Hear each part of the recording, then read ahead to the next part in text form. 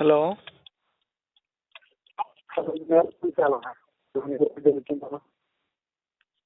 Clear ആയില്ല.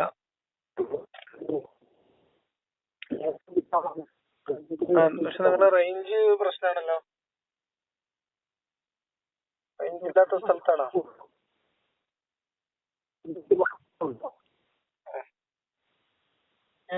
Voice clear ആയിട്ടല്ല കേൾക്കുന്നത്, മുറിഞ്ഞ്. ഹലോ, ഇപ്പൊ ഒന്ന് സംസാരിച്ചത്. വാട്സപ്പ് കോള് ക്ലിയർ ഉണ്ടാവില്ല, ഞാൻ പുറത്താണ്. ഇപ്പൊ ക്ലിയർ ആണ്, പറഞ്ഞോളൂ. ക്ലിയർ ആണ്, ഓക്കെ. അപ്പോ ഞാൻ ആദ്യം തന്നെ പറഞ്ഞല്ലോ ഞാൻ ആരാണെന്ന്.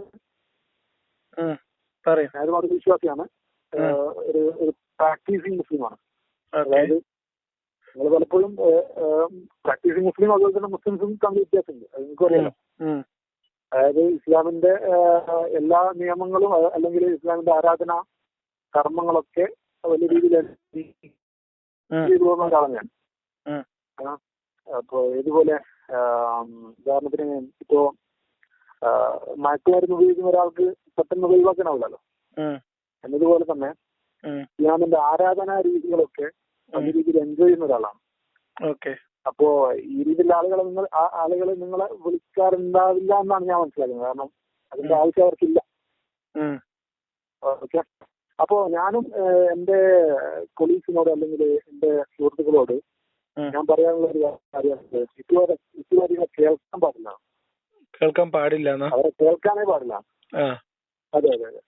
എന്നിട്ട് ഞാൻ എന്തുകൊണ്ട് വിളിക്കുന്നില്ലേ, അത് എനിക്ക് കോൺഫിഡൻസ്. ഞാനിപ്പോ ശരിക്കും പറഞ്ഞാൽ ഞാൻ എന്റെ ഈമാനിനെ റിസ്ക് ചെയ്തിട്ടാണ് ഞങ്ങൾ വിളിക്കുന്നത്. ഈമാനിനെ എവിടെങ്കിലും കുറ്റിയടിച്ച് കെട്ടി വെച്ചിട്ടാണ് വിളിക്കുന്നത്?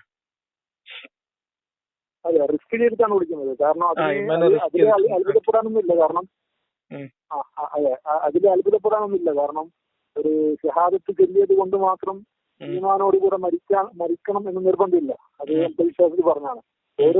ഓരോ നിസ്കാരത്തിന്റെ ശേഷവും.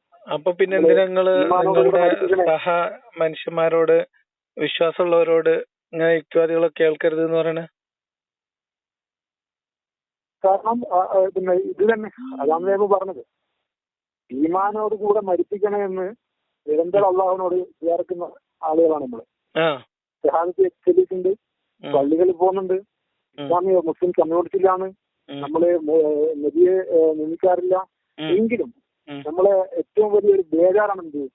ഈമാൻ നഷ്ടപ്പെട്ടു പോകാന്നുള്ളൊരു ബേജാറ്. അത് അറിവില്ലായ്മ കൊണ്ടുണ്ടാക്കാം, ഒരുപക്ഷെ നഷ്ടപ്പെട്ടു പോയേക്കാം എന്നുള്ളൊരു ബേജാറ് ഉണ്ടാണെന്ത് യുക്തിവാദികളെ കേൾക്കാൻ പാടില്ല എന്ന് ഞാൻ പറയാറുണ്ട്. അപ്പോ അത് വല്ലാത്തൊരു ഞാണിന്മേൽ കളിയല്ലേ വാസ്തവത്തിൽ? അതായത് അല്ല, ഞാൻ ചോദിക്കുന്നത് അതൊരു വല്ലാത്തൊരു എന്താ പറയാ, ഒരു അരക്ഷിതമായിട്ടുള്ള ജീവിതമല്ലേ?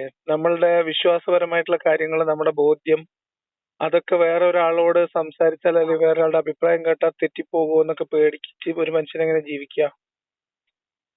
ആ പേടി ബേസിക്കലി ഇസ്ലാമിലുണ്ട്. ആ ജീവിതം തന്നെ ഭയത്തിലായി പോകില്ല എന്ന് ഞാൻ ചോദിക്കുന്നത്. ജീവിതം ഭയത്തിലായി പോകുന്നല്ല. ഉദാഹരണത്തിന് നമ്മളിപ്പോ ഇസ്ലാം, നിങ്ങളും മുമ്പൊരു വിശ്വാസിയായിരുന്നല്ലോ. പിന്നെ ഈമാൻ ഏറ്റക്കുറച്ചിലുണ്ടായേക്കാം. ഇത് ഹദീസിലാണോ ഖുറാനിലാണോ എന്നൊക്കെ അറിയില്ല. ഏറ്റക്കുറച്ചിലുണ്ടാവും ഈമാനിന്. എല്ലായ്പ്പോഴും സെയിം ഈമാൻ ആയിരിക്കില്ല. കാരണം നമ്മൾ അള്ളാഹുവിനെ കണ്ടിട്ടില്ല. ഇതെന്തുകൊണ്ട് സംഭവിക്കുന്നത് ഞാൻ എന്റെ ബോധ്യത്തിൽ നിന്ന് പറയാം. നമ്മൾ ഈ വിശ്വാസം, സാക്ഷ്യം എന്ന് പറയുന്ന സാധനം നമുക്ക് ആക്ച്വലി ബോധ്യപ്പെട്ടിട്ടല്ല നമ്മളത് എടുക്കുന്നത്. നമുക്ക് പകർന്നു തരുന്നു, നമുക്ക് പഠിപ്പിച്ചു തരുന്നു, നമ്മളത് വിശ്വസിക്കുന്നു. സമേന വാതേന എന്നുള്ളതാണ്. നമ്മൾ കേട്ടു, വിശ്വസിച്ചു, അനുസരിച്ചു. അതിന്റെ പ്രശ്നമാണ് ഇതിങ്ങനെ ഇളകിക്കൊണ്ടിരിക്കുന്നത്. കാരണം നമ്മള് ഒരു കാര്യം ഇപ്പൊ എന്നെ സംബന്ധിച്ച് ഞാൻ എത്ര മൂല്യന്മാരോട് സംസാരിച്ചാലും എനിക്ക് ഇപ്പൊ ഞാൻ നിൽക്കുന്ന ബോധ്യത്തിൽ നിന്ന് ഇസ്ലാമിലേക്ക് ഒരു തിരിച്ചുപോക്ക് ഉണ്ടാവില്ല എന്ന് 100% ഉറപ്പാണ്. അതെന്തുകൊണ്ടാന്ന് വെച്ചാല് നമ്മൾ ഒരു അല്ല, ഞാൻ പറയണത് ആ ബോധ്യമില്ലായ്മ എന്നുള്ള ഒരു സാധനം ഉണ്ടല്ലോ. ഈമാൻ എന്ന് പറയുന്നത് വളരെ ഒരു ആർട്ടിഫിഷ്യൽ ആയിട്ട് ഒരാളുടെ മനസ്സിൽ നട്ടു വെക്കുകയാണ് ചെയ്യുന്നത്. അത് ഒരാളുടെ മനസ്സിൽ ഡെവലപ്പ് ചെയ്ത് വരുന്ന ഒരു സാധനമായിട്ടല്ല നിലവിലുള്ളത്. അതുകൊണ്ടാണ് അത് നഷ്ടപ്പെട്ടു പോകുന്നത്. നിങ്ങൾ പറയുന്നത് ശരിയാണ്. അതൊരു അരക്ഷിതാവസ്ഥയല്ലേ. അത് പിന്നെ ഇങ്ങനെ ഭയത്തോടു കൂടി ആരോടെങ്കിലും സംസാരിക്കുന്ന ടീമാൻ പോയിപ്പോ എന്നുള്ളതൊക്കെ നിങ്ങളുടെ ചോദ്യം ശരിയാണ്. ആ ചോദ്യത്തിന്റെയും സാധ്യതകള് കാര്യങ്ങൾ ഇസ്ലാം പരിചയപ്പെടുത്തുന്നുണ്ട്. അവിടെയാണ് ഇസ്ലാമിന്റെ പ്രസക്തി. അതിലൊരു പ്രസക്തിയില്ല. അത് വളരെ സൈക്കോളജിക്കൽ ആയിട്ടുള്ള തന്ത്രമാണ്. പറയുന്നുണ്ട് നിങ്ങളുടെ ഈമാൻ കുറയുന്ന രീതി അല്ലെങ്കിൽ ആക്ഷിപത്ത് നന്നാവും നിങ്ങൾ മരിക്കാതെ നോക്കണം, അതിന് വേണ്ടി ദ്വാരക്കണം എന്ന് ഇസ്ലാം പറയുന്നു. അപ്പൊ ഇസ്ലാം തന്നെ പറയുന്നുണ്ട് നിങ്ങൾ ഈമാൻ പോകാൻ ചാൻസ് ഉണ്ട്. അതിന്റെ കാരണം ഇതാണെന്ന് പറയാം. അതിന് പോകാൻ സാധ്യത ഉണ്ടെന്ന് പറഞ്ഞാൽ ഒരു തെറ്റായ ഒരു കാര്യം നമ്മളൊരാളെ വിശ്വസിപ്പിക്കുമ്പോ അയാൾക്ക് അത് സത്യം ബോധ്യപ്പെടാനുള്ള സാധ്യത ഉണ്ട് എന്ന് ആദ്യമായിട്ട് ഈ തെറ്റ് വിശ്വസിപ്പിക്കുന്ന ആൾക്ക് ബോധ്യം ഉണ്ടാവും. അപ്പൊ അതുകൊണ്ട് അയാൾ അതിനുള്ള പ്രിക്കോഷൻ എടുക്കും. ഇനി ഇതല്ല, നമ്മളിപ്പോ ഒരാളോട് ഒരു നുണ പറഞ്ഞെന്ന് വിചാരിച്ചോ, ഒരു സുഹൃത്തിനോട് നമ്മളൊരു നുണ പറഞ്ഞു. അപ്പം നമ്മൾ പറഞ്ഞ നുണയാണെന്നും നമ്മളെ സുഹൃത്തിനെ നമ്മൾ ആ നുണ വിശ്വസിപ്പിച്ചിട്ടുണ്ടെന്നും നമുക്ക് ബോധ്യം ഉണ്ടെങ്കിൽ നമ്മൾ അടുത്തൊരു സ്റ്റെപ്പ് കൂടി അതിന്റെ മുകളിൽ എടുക്കും. ഇനി മറ്റവരോടൊക്കെ ചോദിക്കുമ്പോൾ ചിലപ്പോൾ വേറെ എന്തെങ്കിലുമൊക്കെ പറയും, അതൊന്നും കാര്യമാക്കരുത് എന്ന് പറയും. മനസ്സിലായോ? അതായത് മുഹമ്മദ് നബി ആണല്ലോ ഇസ്ലാം മതം ജനങ്ങളിലേക്ക് എത്തിക്കപ്പെട്ടതെന്ന് ഞാൻ പറഞ്ഞു. അതായത് അല്ലാഹു തആല ഞാൻ വിശ്വസിക്കുന്ന മുഹമ്മദ് നബിയാണ്. മുഹമ്മദ് നബിയിലൂടെയാണ്, അവസാന പ്രവാചകനായ മുഹമ്മദ് നബിയിലൂടെയാണ് അല്ലാഹു തആല ഈ ദീനിനെ പരിപൂർണമാക്കിയിട്ട് ജനങ്ങളിലേക്ക്. ആ പ്രവാചകത്വം എന്ന് പറയുന്നത് തന്നെ ഒരു തെറ്റായ അവകാശവാദമാണ് എന്ന് മുഹമ്മദ് നബിക്ക് ബോധ്യമുണ്ട്. മുഹമ്മദ് നബിക്ക് ബോധ്യം ഉണ്ടായിരുന്നെങ്കിൽ മുഹമ്മദ് നബിക്ക് ബോധ്യമുണ്ട്. മുഹമ്മദ് നബിക്ക് ബോധ്യമുള്ളത് കൊണ്ടാണ് ഇങ്ങനെയൊക്കെ പറയുന്നത്. അല്ല, ഞാൻ ആമുഖമായിട്ടുള്ള ഒരു കാര്യം പറഞ്ഞത്, ഞാനൊരു പ്രാക്ടീസിങ് മുസ്ലിമാണ്. മുഹമ്മദ് നബി പ്രാക്ടീസ് ചെയ്തവർ ഇസ്ലാമിനെ ആരും പ്രാക്ടീസ് ചെയ്തിട്ടില്ല. നിങ്ങൾ ഹദീസുകൾ പരിശോധിക്കും. സ്വാഭാവികമായിരിക്കും, അത് അങ്ങനെ തന്നെയല്ലേ പറ്റും. ഇല്ല, രാത്രി കാലങ്ങളില് കാല് നിസ്കരിക്കാറുണ്ടായിരുന്നു മുഹമ്മദ് നബി.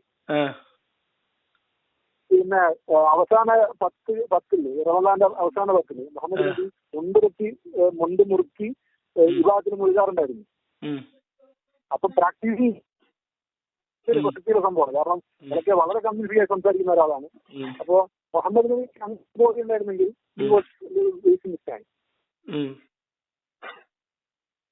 അതല്ലാതെ വേറെ മാർഗമല്ല ആളുകളെ വിശ്വസിപ്പിക്കണമെങ്കിൽ. ഇല്ലല്ല, ഞാൻ പറയുന്നത് ഇത്തരം കാര്യങ്ങൾ ഇപ്പം ഹദീസിലുണ്ട് എന്നുള്ളത് മാത്രമാണ്. ആളുകളെ വിശ്വസിപ്പിക്കണമെങ്കിൽ അറ്റ്ലീസ്റ്റ് ഞാൻ പ്രവാചകനാണെന്നും എനിക്കൊന്നും ബാധകല്ലെന്നും പറയാമായിരുന്നു. അല്ല, അത് ഓരോ ആളുകളുടെ അതെങ്ങനെയാണ് സൈക്കോളജിക്കലി അപ്ലൈ ചെയ്യുന്നത് ഓരോ ആളുകളുടെ ഡിസ്ക്രിപ്ഷനാണ്. ഇപ്പൊ അങ്ങനെ മുഹമ്മദ് നബിക്ക് ബാധകമല്ലാത്ത കുറെ കാര്യങ്ങളുണ്ട്. ഇപ്പൊ മുസ്ലിങ്ങളോട് കൽപ്പിക്കുകയും മുഹമ്മദ് നബിക്ക് ബാധകമല്ല എന്ന് പറയുകയും ചെയ്ത വേറെയും കുറെ കാര്യങ്ങളുണ്ട്. ഉദാഹരണത്തിന് ഭൗതികമായ ജീവിതവുമായി ബന്ധപ്പെട്ട് വിവാഹകാര്യത്തിൽ ഒരുപാട് ഇളവുകൾ മുഹമ്മദ് നബിക്കുണ്ട്.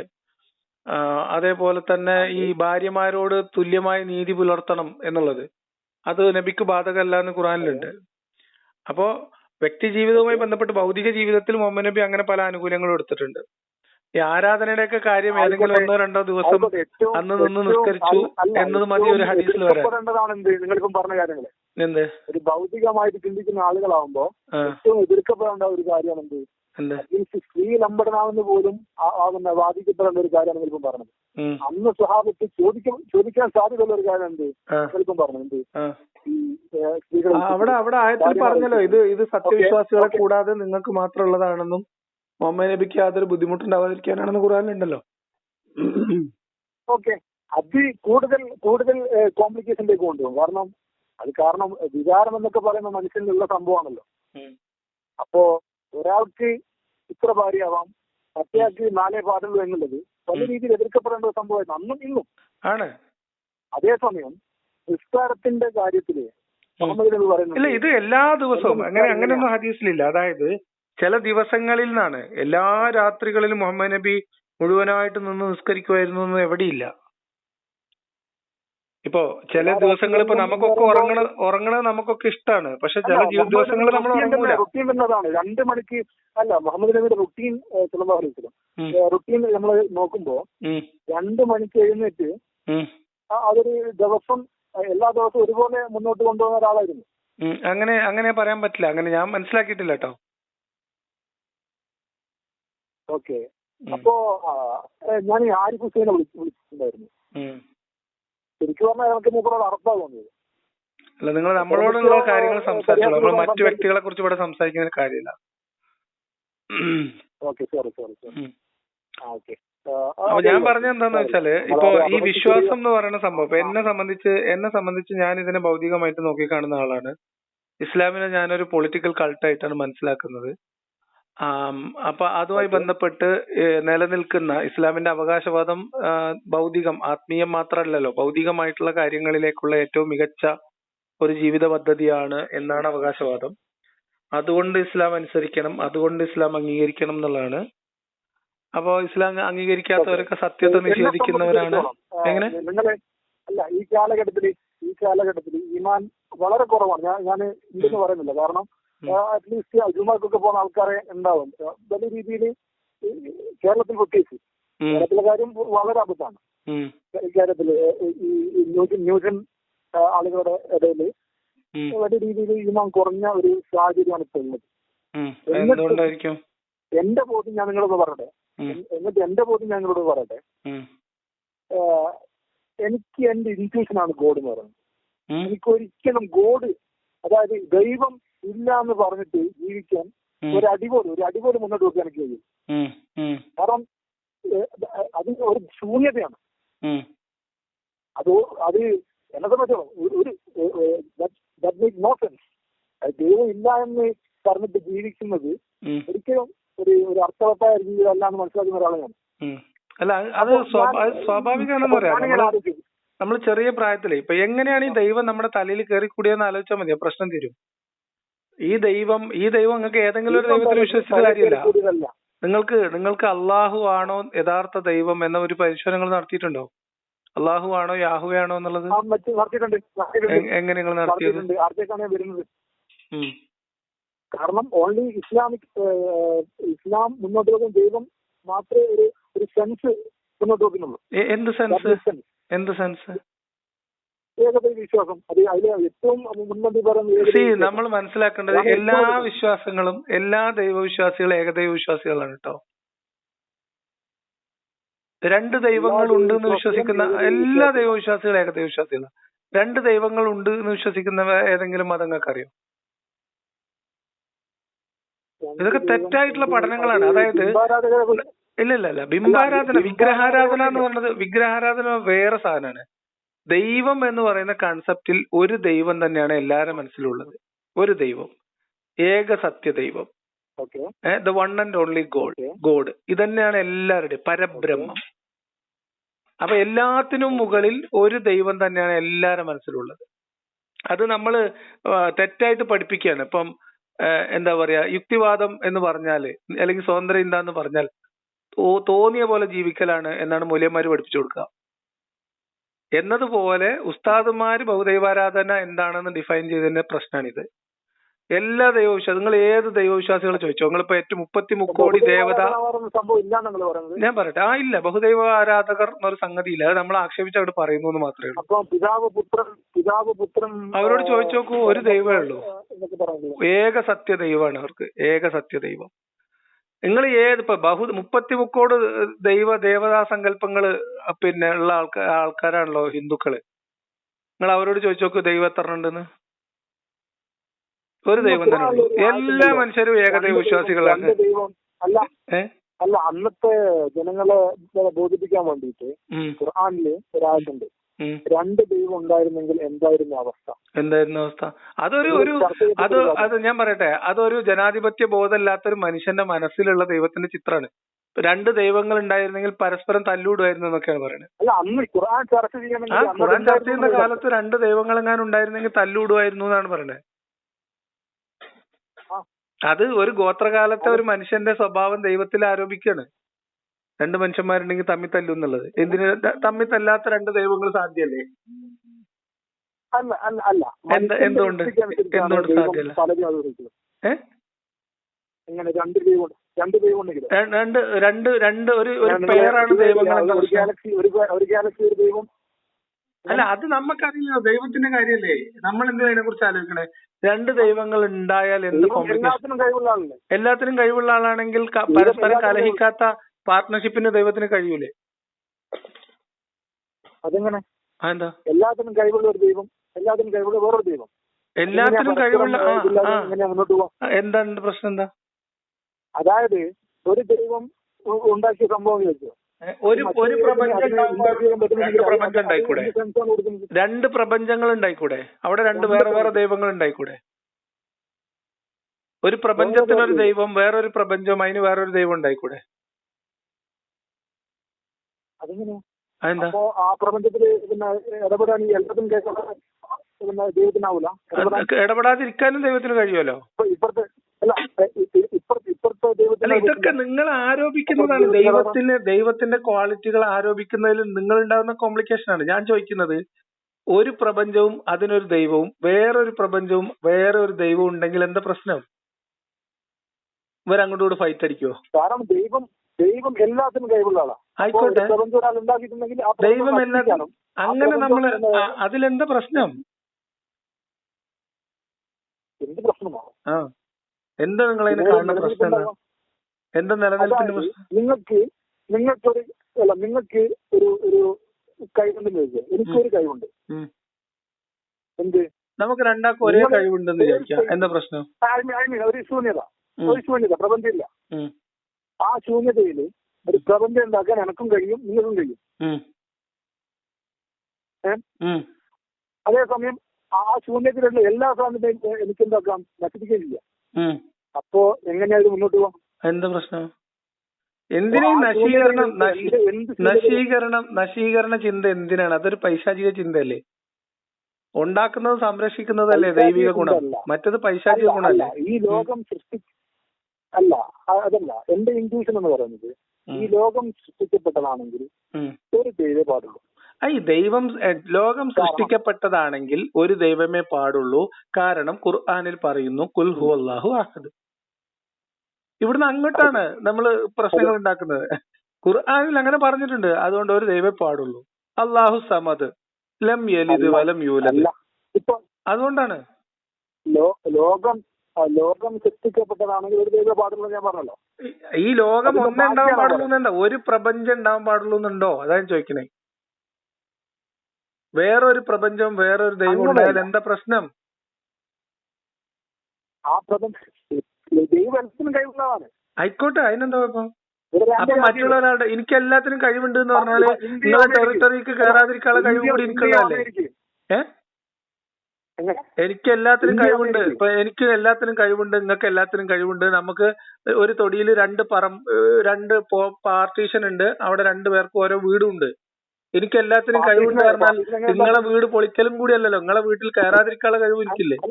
അമേരിക്കൻ പ്രസിഡന്റ്, അതുപോലെ തന്നെ ഇന്ത്യൻ പ്രധാനമന്ത്രി, എല്ലാത്തിനും കഴിവുണ്ട്. ഉണ്ട്. ഒരു സാങ്കല്പിക കഥയിൽ നമ്മളിപ്പോ അങ്ങനെ വിശ്വസിക്കുക. അതിലെന്താ പ്രശ്നം? ഇന്ത്യക്ക് എന്താ പ്രശ്നം? അമേരിക്കക്ക് എന്താ പ്രശ്നം? അങ്ങനല്ല. അമേരിക്കൻ പ്രസിഡന്റിന് ഓൾറെഡി ഒരു പ്രപഞ്ചമുണ്ട്, അതായത് അമേരിക്ക. ഇന്ത്യൻ പ്രസിഡന്റിന് ഒരു പ്രസിഡന്റ്, അതായത് ഇന്ത്യ. അപ്പോ ഈ രണ്ട് പ്രസിഡന്റുമാരും എന്താക്കുന്നത്, ഒരു സഹാറ മരുഭൂമിയില് ഒരു വലിയൊരു പ്രദേശം, ആൾത്താമസമില്ലാത്ത പ്രദേശത്തിൽ പോകുന്നു. ഇവര് രണ്ടാം ക്വാളിറ്റി എന്ന് പറയുന്നത് ആടെ ഒരു രാജ്യം സൃഷ്ടിക്കാൻ പറ്റുന്നുള്ള ക്വാളിറ്റിയാണ്. അപ്പൊ ഒരാളെന്താക്കുന്നത്, അവിടെ ഒരു രാജ്യം ഉണ്ടാക്കുന്നത്. മറ്റേ ആളെന്താക്കുന്നത്, അത് പറ്റൂല. എന്താ അതെങ്ങനെയാണ് ആ പറയുന്ന പുതിയ ഭൂമിയിലേക്ക്? പുതിയ ആൾക്കാർ എന്തെങ്കിലും ആയിക്കോട്ടെ. ഞാൻ ചോദിക്കുന്നത്, ഈ രണ്ടെണ്ണത്തിന് ഇപ്പൊ എന്താ പ്രശ്നം? എക്സിസ്റ്റിംഗ് ആയിട്ടുള്ള രണ്ടെണ്ണം, അതിലെന്താ പ്രശ്നം വരിക? എക്സിസ്റ്റിംഗ് ആയിട്ടുള്ള രണ്ടെണ്ണം. ഇപ്പൊ നമുക്ക് തമിഴ്നാട്ടിലെ ഒരു മുഖ്യമന്ത്രി, കേരളത്തിലെ ഒരു മുഖ്യമന്ത്രി ഇല്ലേ? അല്ല, ആ ഒരു ചിന്തയോട് നീതി കൊടുക്കുന്നതൊക്കെ അറിയില്ല. അത് എന്നെ സംബന്ധിച്ച്. ഇനി അള്ളാഹു ഖുർആനിൽ അള്ളാഹുവിനെ എങ്ങനെ പരിചയപ്പെടുത്തുന്നത്? അള്ളാഹുവിനെ പരിചയപ്പെടുത്തുന്നത് പ്രപഞ്ചങ്ങളുടെ നല്ലല്ലോ, ആകാശഭൂമികൾക്കിടയിലുള്ളതും അതിന്റെ ഇടയിലുള്ള ചരാചരങ്ങളുമാണ് അള്ളാഹുവിന്റെ സൃഷ്ടി, അല്ലേ? വേറൊരു സ്ഥലത്ത്, വേറൊരു ദിക്കിൽ വേറൊരു പ്രപഞ്ചം ഉണ്ടായതിന് അതിന് അള്ളാഹ് അതിനങ്ങനെ എതിർപ്പൊന്നും പറഞ്ഞിട്ടില്ലല്ലോ. ഈ പ്രപഞ്ചത്തിന്റെ കാര്യമല്ല അള്ളാഹ് പറഞ്ഞത്. ഇസ്ലാം മുന്നോട്ട് വെക്കുന്ന ആകാശം എന്ന് പറയുന്നത് നമ്മൾ കാണുന്നതല്ലോ. ആണ് അള്ളാഹ് ഖുർആനിൽ കൃത്യമായിട്ട് പറഞ്ഞിട്ടുണ്ട്. അല്ലല്ല, അള്ളാഹ് ആകാശം എന്ന് പറഞ്ഞത് നമ്മൾ ഈ കാണുന്നതാണ്. അല്ല എന്റെ അറിവിൽ അല്ല, അള്ള പ്രപഞ്ചത്തിന്റെ അതിര് വെച്ചിട്ടുണ്ട്. അള്ള പ്രപഞ്ചത്തിന്റെ അതിര് കറക്റ്റ് ആയിട്ട് പറഞ്ഞു തന്നിട്ടുണ്ട്. എത്ര 500 ഒട്ടക വർഷോ? അതാണ് ഒരു ഭൂമിയിൽ നിന്ന് ഓരോ ആകാശങ്ങളിലേക്കുള്ള ദൂരം. അതെ, 500 വർഷം, ഒട്ടക വർഷം. അതെന്ന് പറഞ്ഞാൽ വളരെ ചെറുതാണ്, വളരെ ചെറുതാണ്. ഞാൻ പറഞ്ഞത് അറിയോ, നമ്മള് ഇത് നോക്കട്ടെ, ഞാൻ ഇപ്പൊ പറഞ്ഞു വന്നെന്താ വെച്ചാല്, ഇത് ലോജിക് അപ്ലൈ ചെയ്തിട്ട് ആലോചിച്ചാൽ ഇതൊക്കെ നമ്മളെ കിളി പോണ സാധനങ്ങളാണ്. ഇനി അതൊക്കെയാണ് വിട്ടിട്ട് നമ്മൾ യാഥാർത്ഥ്യത്തിലേക്ക്, ഭൂമിയിലേക്ക് വന്നു നോക്കിയാൽ, ഈ ദൈവം ഇല്ലാതെ നിങ്ങൾക്ക് ഒരു ഇഞ്ച് മുന്നോട്ട് പോകാൻ പറ്റില്ല. നിങ്ങൾ പറയണോ? ഈ ദൈവം നിങ്ങളുടെ തലയിൽ കയറി കൂടിയത് എങ്ങനെയാണ്? ദൈവം എന്റെ തലയിൽ കയറിക്കൂടിയത് എങ്ങനെയാണ്? ഞാനൊരു മുസ്ലിം ഫാമിലിയിൽ ജനിച്ചു. നമ്മളെ ചെറിയ പ്രായം തൊട്ട് അത് പറഞ്ഞു. നമ്മള് ജനിച്ചു ജീവിക്കുന്ന അല്ലല്ല, തുടക്കം ഇതാണ്. വലത് ചെവിയിൽ ബാങ്ക് കൊടുത്ത് ആണ് പിന്നെ ഞാൻ ആദ്യമായിട്ട് ഉണ്ടാക്കുന്നത് ദൈവത്തിന്റെ പേര് വെക്കുന്നത്. അത് നിങ്ങൾക്ക് ഓർമ്മല്ല? അതൊക്കെ വിട്ടാളി. അതൊന്നും നമ്മൾ ഓർമ്മയിലുള്ള സാധനങ്ങളല്ല, കോൺഷ്യസ് മൈൻഡിലുള്ള സാധനങ്ങളല്ല. സബ് കോൺഷ്യസിൽ ഉണ്ടാവും. അപ്പൊ ഇത് ഞാൻ പറഞ്ഞത്, നിങ്ങൾ പറഞ്ഞത് ചുരുക്കം. അത് കഴിഞ്ഞിട്ട് അപ്പൊ ഒരു ദൈവം ഉണ്ടാവാൻ പാടില്ല. അല്ലല്ല, ഞാൻ ചോദിക്കുന്നത് ഈ ദൈവം എങ്ങനെ നിങ്ങളെ തലയിൽ കയറി കൂടി? ഇപ്പൊ നിങ്ങൾ പറയുന്നത് നിങ്ങൾക്ക് ഇനി ദൈവ വിശ്വാസം നഷ്ടപ്പെട്ടിട്ട് ഒരു ഇഞ്ച് മുന്നോട്ട് പോകാൻ പറ്റില്ല എന്നാണ്. ഈ മാനസികാവസ്ഥയിൽ കഴിഞ്ഞ് ജീവിച്ച ഒരാൾ തന്നെയാണ് ഞാനും. ഞാൻ ചോദിക്കുന്നത്, ഈ ദൈവം നമ്മളുടെ അവസ്ഥ, നമ്മളെ ജീവിതത്തിൽ, നമ്മളെ ചിന്തയിൽ ഈ അർത്ഥത്തിൽ രൂഢമൂലമായത് എങ്ങനെയാണ്? ഈ ദൈവം എന്ന് പറയുന്ന സങ്കല്പം ഇങ്ങനെ ആഴത്തിൽ പതിഞ്ഞു പോയത്, നമുക്കിതില്ലാതെ മുന്നോട്ട് പോകാൻ പറ്റില്ല എന്നുള്ളത് എങ്ങനെയാ സംഭവിച്ചത്? നിങ്ങൾ ബാങ്ക് കൊടുത്തു, ശരി, എന്നിട്ട്? അല്ലല്ല, നിങ്ങൾ ആദ്യം ബാങ്ക് കൊടുത്തു, എന്നിട്ട് വീട്ടില്, മദ്രസയില്, നമ്മളെ സംസാരത്തില്, നമ്മളെ ചുറ്റുപാടില്, നമ്മൾ കേൾക്കുന്ന ശബ്ദങ്ങളില്, നമ്മൾ പഠിപ്പിക്കപ്പെട്ടതില്, നമ്മൾ പരീക്ഷ എഴുതിയതില്, ഞാൻ പറയണത് ഇതിനെ കണ്ടീഷൻ ചെയ്യാന്നാ പറയാം. അതായത് നമ്മളുടെ സെൽഫ് ഡെവലപ്പ് ആവുന്നതിന് മുൻപ് പറഞ്ഞുതരാം പറയട്ടെ. നമ്മുടെ സെൽഫ്, അതായത് നിങ്ങളിപ്പോ പേരെന്താണെങ്കിൽ ആ പേര് നിങ്ങൾ അതാണ് എന്ന് നിങ്ങളുടെ ബോധ്യം ഉറക്കുന്നതിന് മുൻപ് നമ്മൾ തലച്ചോറിൽ കുത്തി നിറച്ചൊരു സാധനമാണ് ഈ ദൈവം, ഈ അള്ളി. അതുകൊണ്ടാണ്, മനസ്സിലായോ? നമ്മളെ വീട്ടിലും നാട്ടിലും നമ്മളെ ചുറ്റുപാടിൽ നിന്നും ഞാൻ ദൈവത്തിനെ കുറിച്ച് അറിഞ്ഞത് നിങ്ങൾ പറഞ്ഞ പോലെ തന്നെ കുത്തിവെക്കപ്പെട്ടതിന് അങ്ങനെയാണ്. അതിന് നമ്മൾ അങ്ങനെ വാക്ക് പറഞ്ഞിട്ട് ഇനി നെഗറ്റീവായിട്ട് ഫീൽ ചെയ്യണ്ട. നമ്മളെ കണ്ടീഷൻ ചെയ്തെടുക്കുന്നതാണ്. നമ്മളുടെ സെൽഫ്, നമ്മളുടെ ചിന്ത രൂപപ്പെടുന്നതിന് മുൻപ് നമ്മളെ തലച്ചോറിലേക്ക് നട്ട് നനച്ച് വളർത്തി വെച്ചതാണ്. കണ്ടീഷൻ ചെയ്തെടുത്തതിന് അതാരാണോ ചെയ്തത്? വലിയ കടപ്പാടുള്ളവരാണ് ആളാണ് ഞാൻ. ആയിക്കോട്ടെ, അവരും അങ്ങനെ ചെയ്യപ്പെട്ടതാണ്. അവരും അങ്ങനെ ചെയ്യപ്പെട്ടതാണ്. അവരോട് അവരുടെ മുമ്പത്തെ തലമുറ അതേപോലെ ചെയ്തതാണ്. അല്ല, ഭൂമിയിലെ ആദ്യത്തെ മനുഷ്യൻ അല്ലെങ്കിൽ നിങ്ങൾ പറയുന്ന ആദ്യത്തെ കുരങ്ങോ, ആദ്യത്തെ മനുഷ്യൻ എടുത്തോളി. എന്നിട്ട് എങ്ങനെയാണ് ഇത്? ആദ്യത്തെ മനുഷ്യന് ഈ ചിന്ത ഉണ്ടായിരുന്നില്ല. മുഹമ്മദ് നബിയുടെ അവിടെ നിന്ന് ഇങ്ങോട്ടുണ്ടായ ഇസ്ലാമേ ഉള്ളൂ. ബുദ്ധിയില്ല. മുഹമ്മദ് നബിയുടെ ഒരു മനുഷ്യൻ, ആദ്യത്തെ മനുഷ്യൻ ഈ അള്ളാഹു എന്ന് പറഞ്ഞ് മരിക്കാൻ നടന്ന ആളല്ല. എന്തായാലും അങ്ങനല്ല. ആ മനുഷ്യന്റെ ആരാണ് കുത്തിവെച്ചത്? ആരും കുത്തിവെച്ചിട്ടില്ല. അങ്ങനെ ഒരു സാധനം ഉണ്ടായിരുന്നില്ല. ആദ്യകാലം മുതലേ മനുഷ്യർ ദൈവവിശ്വാസികളായിരുന്നു എന്നതിന് തെളിവില്ല. അല്ല, മുഹമ്മദ് നബിക്ക് മുമ്പ് വിശ്വാസം ഉണ്ടോ? മുഹമ്മദ് നബിക്ക് മുമ്പ് ഈ ഇസ്ലാം എന്ന് പറഞ്ഞപ്പോ നിങ്ങൾ വിശ്വസിക്കുന്ന ഒരു ദൈവവിശ്വാസം ഉണ്ടായില്ല. വിശ്വസിക്കുന്നില്ല. ഇല്ല. ദൈവവിശ്വാസം ഉണ്ടോ? ദൈവവിശ്വാസം പല കോലത്തില് പലതരം ദൈവസങ്കല്പങ്ങൾ മനുഷ്യന്മാർക്ക് ഉണ്ടായിരുന്നു. അതിനൊക്കെ ഒരു 5000, 6000, 7000 വർഷത്തെ പഴക്കേ ഉണ്ടാവുള്ളൂ. അതിനെ ഒരു പ്രത്യേക ഉത്തരം നമുക്ക് കണ്ടെത്താൻ കഴിയില്ല. അല്ല, ഞാൻ പറയുന്ന സമൂഹം, അതിന് ആദ്യത്തെ മനുഷ്യൻ അങ്ങനെ ദൈവവിശ്വാസി ആയിരുന്നു എന്നതിന് യാതൊരു തെളിവില്ല. നമ്മൾ ഇവിടുന്ന് അങ്ങോട്ട് പോവാ. നമ്മളുടെ തലമുറയിൽ നിന്ന് ഞാൻ പറയാം. ആദ്യത്തെ ദൈവവിശ്വാസി അങ്ങനല്ല. അതറിയില്ല, നമുക്ക് അജ്ഞാതമാണ്. അജ്ഞാതമാണ് അതിന്റെ കഥകള്. അതിനെ കുറിച്ച് പല കാര്യങ്ങളുണ്ട്. ഇല്ല, ഒരു ഗ്യാപ്പും ഇല്ല. നമുക്കറിയാത്ത കുറെ കാര്യങ്ങളുണ്ട്. നിങ്ങൾ എന്തിനാ പെട്ടെന്ന് നമുക്ക് അറിയാത്ത ഒരു കാലഘട്ടത്തിലേക്ക് പോണേ? നമുക്കിപ്പോ നിങ്ങളുടെ മക്കളെ എങ്ങനെയാണ് മതവിശ്വാസികളാക്കുന്നത് പറയും? നിങ്ങളെ മതവിശ്വാസം ആദ്യത്തിന് എനിക്ക് അവരോട് കടപ്പാടേ ഉള്ളൂ. നിങ്ങളുടെ കടപ്പാട് എന്ന രീതിയിൽ ഞാൻ ചോദിക്കുന്നത്, നിങ്ങളുടെ മക്കൾ ദൈവവിശ്വാസിയായി വളരണം എന്ന് നിങ്ങൾക്ക് നിർബന്ധ ബുദ്ധി ഉണ്ടോ? എനിക്കുണ്ട്. നിങ്ങളെ മതം അതിൽ നിങ്ങളുടെ മുകളിൽ ഒരു ബാധ്യതയാക്കി വെച്ചിട്ടുണ്ടോ? ബാധ്യതയല്ല, ഞാനതിനെ എൻജോയ് ചെയ്യുന്നുണ്ട്. അല്ലല്ല, മതം നിങ്ങളുടെ മേലത് ബാധ്യതയാക്കിയിട്ടുണ്ടോ? ബാധ്യത എങ്ങനെ പറയാ? എനിക്ക് ദൈവമില്ലാതെ മുന്നോട്ട് പോകാൻ പറ്റില്ല. ഞാൻ ചോദിക്കുന്ന അതല്ല, മക്കളുടെ മതവിശ്വാസം, ദൈവവിശ്വാസം, മതചിട്ട എന്ന് പറയുന്നത് പിതാവിന്റെ ഉത്തരവാദിത്തമായിട്ട് മതം നിഷ്കർഷിച്ചിട്ടുണ്ടോന്നാ ചോദിക്കുന്നത്. ഉണ്ട്. നിങ്ങൾക്ക് എന്താ പറയാൻ മടി? ഉണ്ട്. അതാണ് ബാധ്യത എന്ന് പറഞ്ഞാൽ. അതാണ് ബാധ്യത എന്ന് പറഞ്ഞാൽ നിങ്ങൾ ഉദ്ദേശിക്കുന്ന അർത്ഥത്തിലുള്ള ബാധ്യതയല്ല. ബാധ്യത എന്ന് പറഞ്ഞാൽ നിങ്ങൾ ഉദ്ദേശിക്കുന്ന അർത്ഥത്തിലല്ല. ബാധ്യത എന്ന് പറഞ്ഞാൽ നിങ്ങളുടെ ഉത്തരവാദിത്തമാണ്, മതപരമായ ബാധ്യത. ഓക്കെ, അതെങ്ങനെയാണ്? നിങ്ങൾ 5 വക്ത് നിസ്കാരം നിങ്ങളെ ബാധ്യതയാണോ? നിങ്ങൾ ഇഷ്ടം? അല്ലല്ല, അതാ നിങ്ങൾ അങ്ങനെ ആ ബാധ്യതേനെ ആ രീതിയിൽ അർത്ഥം വെക്കുന്നുണ്ട്. അപ്പം 5 വക്ത് നിസ്കാരം നിങ്ങളുടെ നിർബന്ധ ബാധ്യതയല്ലേ മതവിധി പ്രകാരം? അല്ലേ? അതേപോലെ തന്നെ നിങ്ങളുടെ മക്കളെ ദീനിയായി വളർത്തൽ നിങ്ങളുടെ നിർബന്ധ ബാധ്യതയല്ലേ? അത് നിങ്ങൾക്ക് ഇഷ്ടമുണ്ടെങ്കിൽ ചെയ്താൽ മതിയോ? ആ, അതാ പറഞ്ഞേ. ഇങ്ങനെ മുഹമ്മദ് നബി ഉണ്ടാക്കിയെടുത്ത ഒരു ഇസ്ലാം ഞാൻ പറഞ്ഞുതരാം.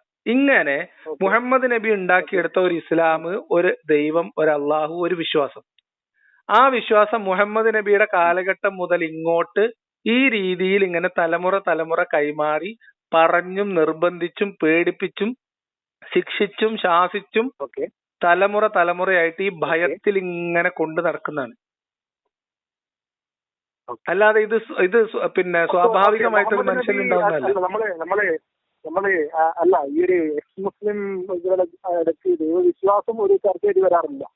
മുഹമ്മദ് നബി എന്നുള്ളതാണ് മെയിൻ ചർച്ചയായിട്ട് വരാറുള്ളത്. അപ്പം നിർത്തനെ കുറിച്ച് കുറച്ച് കാര്യങ്ങൾ ചോദിക്കാനുണ്ട്. നിങ്ങളെ ബോധ്യം എന്താണെന്ന് എനിക്ക് മനസ്സിലാണ്. അതായത് ഈ ഒരു 40-ാമത്തെ വയസ്സിൽ എന്ന് പറഞ്ഞല്ലോ, കിട്ടിയല്ലോ, അതായത് നുബുവത്ത് കിട്ടിയല്ലോ. ആ സമയത്ത് ഖദീജ റളിയല്ലാഹു അൻഹയുടെ അടുത്ത് ഓടി വന്നതൊക്കെ ശരിയായ കഥയാണോ അല്ലെങ്കിൽ ശരിയായ ഹദീസാണോ? അല്ല, നിങ്ങൾ സഹിഹായ ഹദീസുകൾ നമ്മൾ തള്ളേണ്ട കാര്യമില്ലല്ലോ. ചരിത്രത്തിൽ അതൊക്കെ എഴുതി വെക്കപ്പെട്ടിട്ടുണ്ട്. അതാ ഞാൻ പറഞ്ഞത്. ഈ കഥകളൊക്കെ ചരിത്രത്തിൽ എഴുതി വെക്കപ്പെട്ടിട്ടുണ്ട്. അത് വിരൽ ചൂണ്ടുന്നത് ദൈവികമായ ഒരു ദിവ്യബോധനത്തിലേക്കല്ല. ഞാൻ പറഞ്ഞുതരാം. ആ ചരിത്രങ്ങള് വിരൽ ചൂണ്ടുന്നത് ദൈവികമായ എന്തോ ദിവ്യബോധനത്തിലേക്കല്ല, മറിച്ച് വളരെ പ്ലാൻഡ് ആയിട്ടുള്ള ഒരു കഥമെനയിലേക്കാണ്. ഓക്കെ, ഞാൻ നിങ്ങളെ അംഗീകരിക്കുന്നു. കാരണം നിങ്ങളെ ബോധ്യമാണല്ലോ നിങ്ങൾ സംസാരിക്കുന്നത്. അപ്പോ എന്തായിരുന്നു ആ പ്ലാനിങ്? ഏത് രീതിയിലാണ് മുഹമ്മദ്? ഇതേ രീതിയിൽ ഒരു ദൈവത്തിന്റെ പ്രവാചകനായിട്ട് അന്ന് ആ കാലഘട്ടത്തിൽ ഇങ്ങനെ ദൈവത്തിന്റെ വെളിപാട് കിട്ടുക, ദൈവത്തിന്റെ പ്രവാചകന്മാരാവുക എന്ന് പറഞ്ഞിട്ട് പല ആൾക്കാരും ആ കാലത്ത്, അത് അവിടുത്തെ ഒരു ഗോത്രകാലത്തെ ഒരു രീതിയായിരുന്നു. നമ്മൾ ഇവിടുത്തെ വെളിച്ചപ്പാടുമാര് പോലെ. അങ്ങനെ ഇഷ്ടംപോലെ ആൾക്കാരുണ്ട്. ഇപ്പൊ മുഹമ്മദ് നബിയുടെ ശേഷവും അങ്ങനത്തെ നബിമാരുണ്ടായിട്ടുണ്ട്. നിങ്ങൾ മുസൈലിമത്തുൽ കസാബ് എന്ന് കേട്ടിട്ടുണ്ടോ?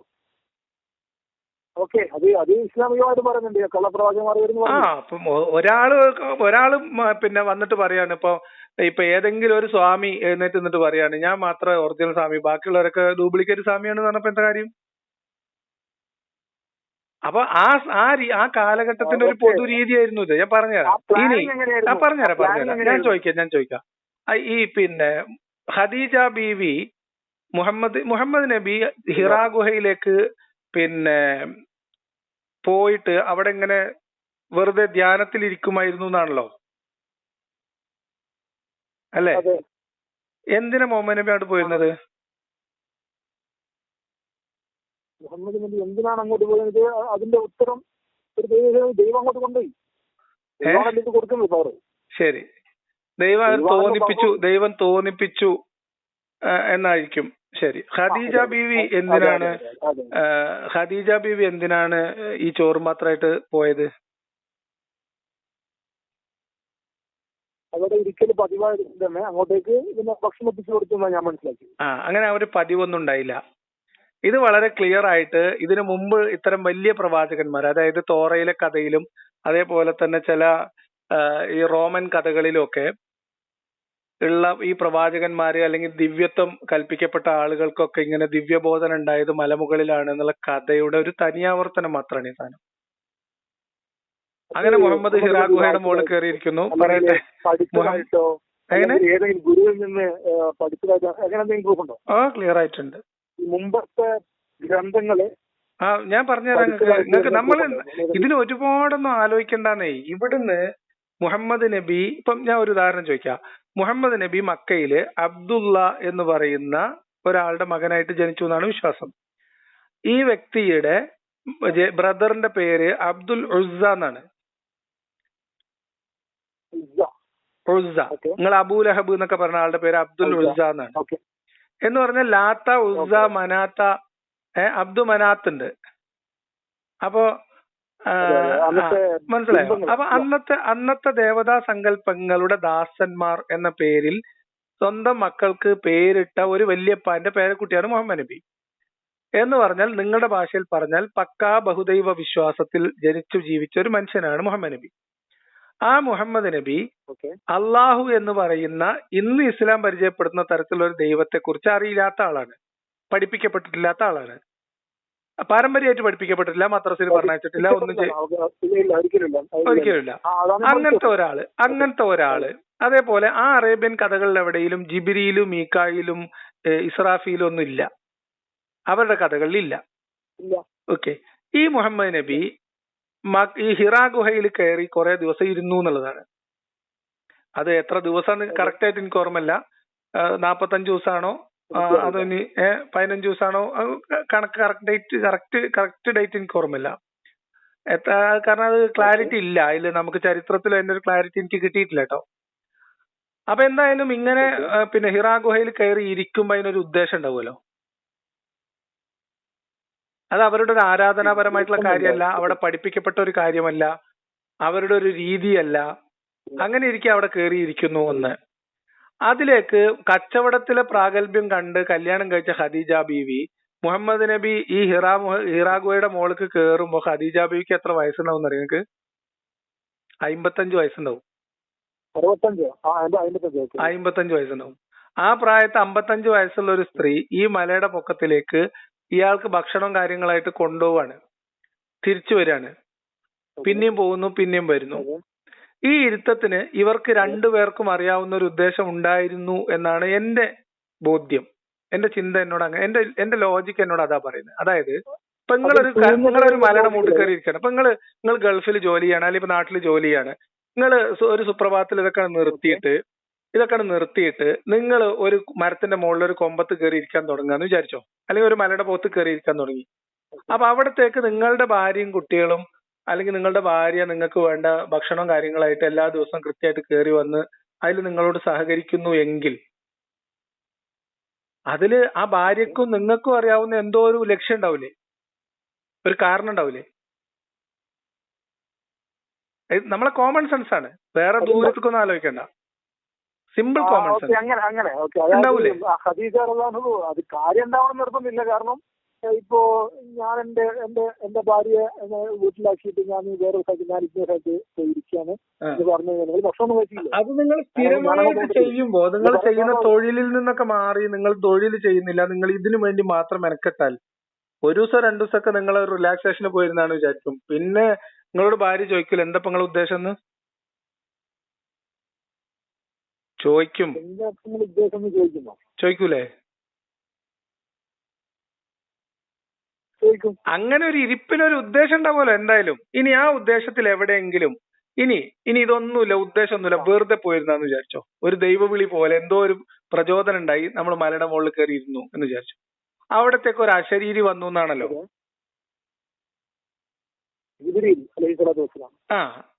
അപ്പൊ അയാളുടെ വരവ് എങ്ങനെയാണെന്നുള്ള കാര്യത്തില് എങ്ങനെ പറഞ്ഞപ്പോ പനി പിടിച്ച് വീട്ടിൽ കിടപ്പിലായെന്നാണ് ഞാൻ മനസ്സിലാക്കിയ ഹദീസുകളിൽ. അതന്നെ ആയിക്കോട്ടെ. ഞാൻ പറഞ്ഞത് പിന്നെ അങ്ങനെ വന്ന സമയത്ത് ഇത് ദൈവം പറഞ്ഞയച്ച ജിബ്രീലാണ് എന്ന് പറയുന്ന ഒരു മലക്കാണ് എന്ന് എങ്ങനെയാണ് മുഹമ്മദ് നബിക്ക് മനസ്സിലായത്?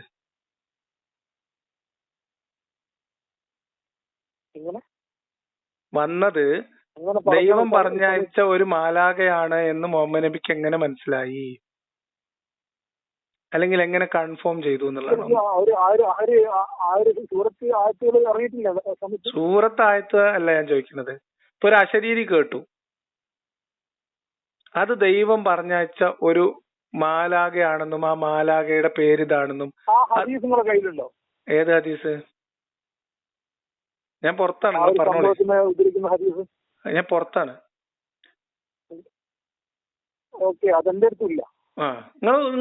നിങ്ങളെ ബുദ്ധിക്ക് ആലോചിച്ച് നോക്കി. അതായത് ഇപ്പൊ നിങ്ങളടുത്ത് ഒരാൾ വന്നിട്ട് പറയാണ് ലിയാഖത്ത് പറഞ്ഞയച്ചതാണ് എന്ന് പറഞ്ഞാൽ, ഒന്നുകിൽ നിങ്ങൾ ഞാനും തമ്മിൽ മുമ്പരിചയം ഉണ്ടാവണം, അല്ലെങ്കിൽ എന്റെ അടുത്ത് ഈ അത് മാത്രം പോരാ, ഈ വന്ന ആളും ഞാനും തമ്മിൽ ബന്ധമുണ്ട്, നിങ്ങൾക്ക് ഒരു ധാരണ ഉണ്ടാവണം. പേടിക്ക ഒരു പൊത്തിലിരിക്കുമ്പോ അശരീരി കേട്ട ആരായാലും പേടിക്കൂലേ? എങ്ങനെ? ആ അശരീരി വന്നു എന്നാണല്ലോ പറയണേ. അത് നിങ്ങൾ പറയുന്നു എന്റെ വീട്ടില് അത് അങ്ങനത്തെ എന്തൊക്കെ കഥകളുണ്ട് വെച്ചിട്ടാ. ഈ കറണ്ടും വെളിച്ചമില്ലാത്ത കാലത്ത് എന്തൊക്കെ സംഭവങ്ങൾ നമ്മുടെ നാട്ടിൽ. അങ്ങനല്ല, അവിടെ ഒരു ചോദ്യം വരുന്നത്, നമ്മള് മറ്റുള്ള കാര്യങ്ങളൊക്കെ അടിമത്തത്തിന്റെ വിഷയമായാലും കല്യാണം അതൊക്കെ ഇവിടെ ഇതിപ്പോ നമ്മള് ഇത് നമ്മൾ അവിടെ നിന്നല്ലല്ലോ കഥ പറയുന്നത്, ഇത് നമ്മൾ വിശ്വാസത്തിലെ കഥയല്ലേ പറയുന്നത്.